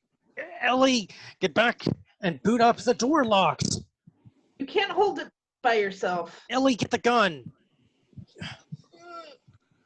I can't get it. Over at the computer, Lex slides quickly into the command chair at Nedry's terminal. She stares at the screen for a moment. This is a Unix system. I know this. It's the files for the whole pack. It's a phone book. It tells you everything. And then her fingers start to fly over the keyboard. Tim watches amazed as the computer starts to respond to Lex's commands. I've got to find the right file. No, This isn't right. This must be right. No, this isn't it. Come on, Lex. Come on, Lex. Go, Lexi. You got this. Another menu. Lex spots a box on the screen that reads "Door Integrity." She reaches out and touches it. The screen beeps. There it is. I got it. This is it. I did it. Yes. And the door latch panel buzzes. Grant and Ellie put everything they have into it, and finally the door snicks shut, locking the raptor outside. That works. Phone security system. Everything works. You ask it, we got it. Cut to bunker. The phone rings. Hammond and Malcolm look at each other. Wide-eyed, Hammond lunges for it. Grant, the children are right. Interior, control room. All the screens in the control room have come alive now, and data is scrolling by at incredible speed as every remaining system in the park comes back online. Ellie is at the keyboard with Lex now, figuring things out, and Grant is on the phone. The children are fine. Control room. Hammond is on the phone. Malcolm is trying to listen. Thank God. Listen, the phones are back up. Call the mainland. Tell them to send the damn helicopters. Suddenly, Grant stops in the middle of a sentence. A scream cuts in, and then 3 gunshots. Fast and horrible clunking as the phone is dropped. Grant! Grant! There's no answer. Control room. Grant's rifle lies on the floor, smoking, several spent shells alongside it. The front window of the control room has 3 huge impact shutter patterns in the glass where the gunshots hit. Tim goes into the open panel through the ceiling and into the crawl space.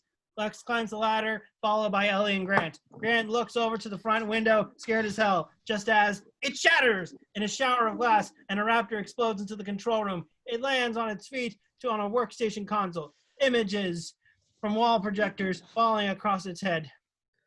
And Grant vaults himself up into the ceiling and knocks the ladder with his feet. The raptor tilts its head curiously, looking up at the swaying ceiling. In the crawl space, Grant, Ellie, and the kids dash across the ceiling panels, moving fast but carefully so as not to break through. Smash! The raptor's head bursts through a panel behind them, leaping at them, snarling and snapping. It drops down again, and they keep moving forward, but now it erupts through a panel right in front of them. They scream, its teeth click just inches from them, in front of Ellie, but the raptor can't hold itself up there, and it falls back to the floor of the control room. Grant looks around frantically and spots an air duct a few yards away. Follow me. They move for it, but the raptor's head crashes through the ceiling again, this time right underneath Lex. She screams and is lifted up on top of its head and pinned to the ceiling above. Grant smashes his boot into the side of the raptor's head. The raptor slams at him, latching onto his boot for a second time before the raptor's own weight pulls it back down. Lex goes down with the raptor, spinning into the hole in the ceiling, tumbling down. Grant grabs her by the collar at the last second, but Lex dangles there above the raptor. The animal flips over onto its feet and crouches to pounce just as Grant summons his strength and starts Lex back into the ceiling. The raptor springs, but too late. Grant and Lex scramble over to the air duct and join Ellie and Tim inside it. In the air duct, Grant, Ellie, and the kids crawl through the air duct as fast as they can, the thin metal booming and creasing around them. They reach a metal gate that shows daylight beneath. Grant reaches out and pulls it up. Through the gate, they can see the lobby of the visitor center below. They're directly above the skeletons of the dinosaur, the T-Rex and the sauropods is attacking. The unfinished skeletons are surrounded by scaffolding. Into the rotunda. Grant and the others climb out of the air duct and onto the platform of the scaffolding that stands alongside the skeletons. They see down the second platform, then the third. Then suddenly, a raptor standing to the side by the second floor railing. It's much too far to jump to the lobby floor, so Grant climbs gingerly onto the Nair skeleton, the towering brachiosaur. They climb down as fast as they can. Grant helps Tim down, and Ellie follow. Ellie goes to the tail. Lex moves to the front. Grant lands on the main body in the middle with Tim, and the raptor watches them. Up in the ceiling, the skeleton's anchor bolts groan in the plaster, starting to peel free, but for now, they hold. The raptor flies out and lands on the back of the middle section of the skeleton. Snap! It cracks apart within the weight, sending the section spinning in all directions. Grant and Tim twirl in the middle section. Tim begins to slide down. Grant tries to hold on to him. Tim loses his grip and falls to the ground right underneath the swinging, large middle sections of the dinosaur skeleton. Meanwhile, Lex spins on the front section. She slips and tries to keep from failing as she hangs by her legs.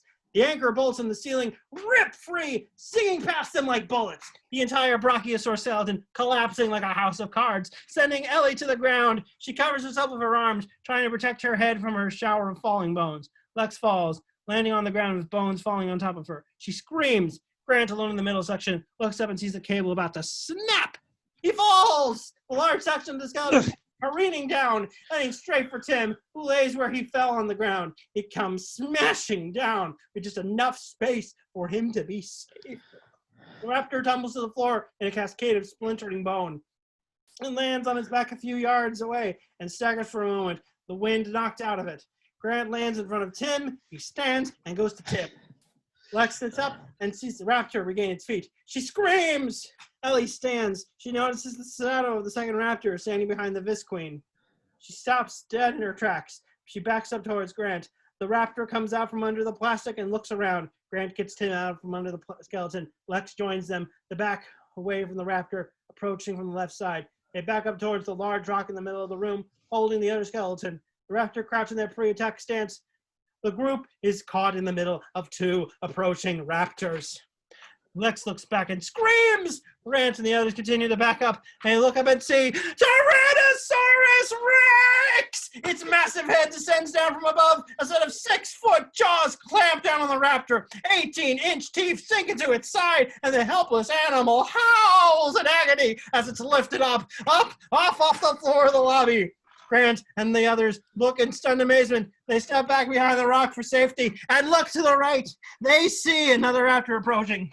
The other raptor goes up in the air now, 20 feet off the lobby floor, held fast in the mouth of the Rex. It stands in the entrance to the lobby in front of the massive hole. It ripped through the Visqueen wall. It shakes its enormous head once, breaking the neck of the velociraptor, then drops it dead to the floor at its feet. Grant, Ellie, and the kids skirt to the battle royale on the floor and dash to the door of the visitor center. The second raptor turns from the humans and lunges at the Rex's side, leaping 12 feet into the air and rendering the Rex's flesh as it comes down, slashing it open with its 6-inch claw. The Rex bellows in pain and turns on the raptor, eyes raging. It strikes just once, quickly, as fast as the head of a serpent. It catches the raptor by thick back end, but one of its enormous feet down on it and tears.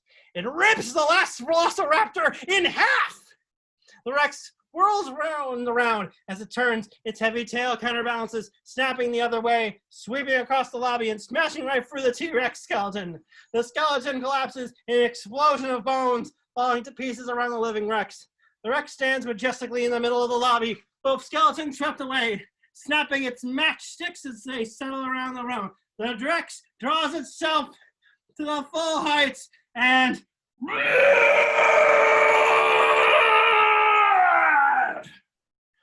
the sound is deafening and the vibrations rattle the entire visitor center. The sign, which dangled over the lobby by its one remaining wire, finally falls, clattering to the floor at the Rex's feet, face up. When dinosaurs ruled the earth, it says. Outside of the visitor center, Hammond squeals the chief to a halt in front of the steps. Malcolm is lying on the back. Grant and the others practically fall into the Jeep. Mr. Hammond, I have decided not to endorse your park. After careful consideration, Dr. Grant, so have I. Hammond hits the gas and the Jeep takes off. Exterior helicopter landing pad. The helicopter rotors whirl to life as the chopper waits on the landing cross. The two Jeeps roar up next to it, one driven by Grant, the other by Hammond. At the helicopter, one by one they climb aboard, their faces white from their ordeal. Ellie comes on first, holding Lex, then Hammond carrying Tim and Grant and helping Malcolm. No one speaks. Hammond takes another look at his dream. Grant comes over and takes him back to the helicopter. The helicopter takes off immediately. As they rise into the air, they stare out the windows, looking down on the park as it spreads below. Down in the park, the helicopter soars over a vast plain. The tyrannosaur, which is still feeding on the remains of the dinosaurs it ran down and killed, looks up. It throws its head back and roars, waving its little forelimbs at the strange thing in frustration. As the helicopter moves off, the T-Rex just stares, silently, with huge, yellowing eyes. It's a moment of utter bewilderment for the Rex, and we almost feel sad for her. Back in the helicopter, Hammond looks down at the park, his eyes full. He looks over at the kids. They're in the back of the helicopter with Grant. As they look out the window, Grant almost absently has his arms around both kids. Now Ellie looks at him. Both he and the kids seem so natural, so obviously comfortable and trusting with each other. She smiles. The four of them sit that way in the back of the helicopter, huddled together. Survivors. Grant looks out the window. The helicopter sweeps low over a huge flock of seabirds that's feeding on a school of fish. As the chopper roars near, it kicks up the flock. Hundreds of birds sail off in all directions, powerful and graceful. Grant looks at the birds and breaks into a wide grin. The birds reform as flock again and fly straight into the sun. Fade out. The end! Andrew, that was a quite, I felt like I was there. That was so much fun. Dramatic reading. I do it all for you. FYI, Bethann is my sister. That's why I'm here. So, folks, that is the end of our Jurassic Park reading. Let's give it up one more time for our amazing performers who are, once again, in the order of appearance as much as I could say. Myself, Andrew Weinstein, have been your host. I was Mr. DNA, as well as the Shipmate. Dr. Ellie Sattler was played by Bethann Cohen. Dr. Alan Graham was played by Andrew Weber. John Hammond was played by TJ Reissner. Dr. Ian Malcolm was played by Kit Fox. Dr. Henry Wu was played by Shannon Twitty, who also provided a secondary role this evening as Lex Murphy, along with Alexandra Therese. Tim Murphy was played both by Laura Calandrino and our surprise performer, Rebecca Freed. Louis Dodgson and Dr. Gerry Harding were played by Andrew Kinman. Dennis Nedry was played by Leah and Danger. Robert Muldoon was played by Claire Bochenek. Donald Gennaro was played by Caitlin Jurewicz, who left early after she died. Ray Arnold was played by Carolina Montero. Juan Rostagno was also played by Alexandra Therese. The worker at the mine was played by Peter McGill. He was also the voice of the tour, Richard Kiley. The volunteer at the Digsite was played by me. The kid at the Digsite was played by Claire. Ladies and gentlemen, thank you for joining us this evening. If you have enjoyed this show, please consider following us next week, where we will be doing a double feature of half-hour specials. Abbott and Costello meet Dagwood and Blondie, and The Simpsons, Marge versus the Monorail. If you're interested in more Shakespearean-type stuff, join Zenith Players tomorrow night at 7 o'clock for a performance of Richard II, featuring Kit as Richard II. I'll be Bushy, and we've got a whole lot of people involved in that show. I don't know who everybody's there. So until next time, go to sleep already.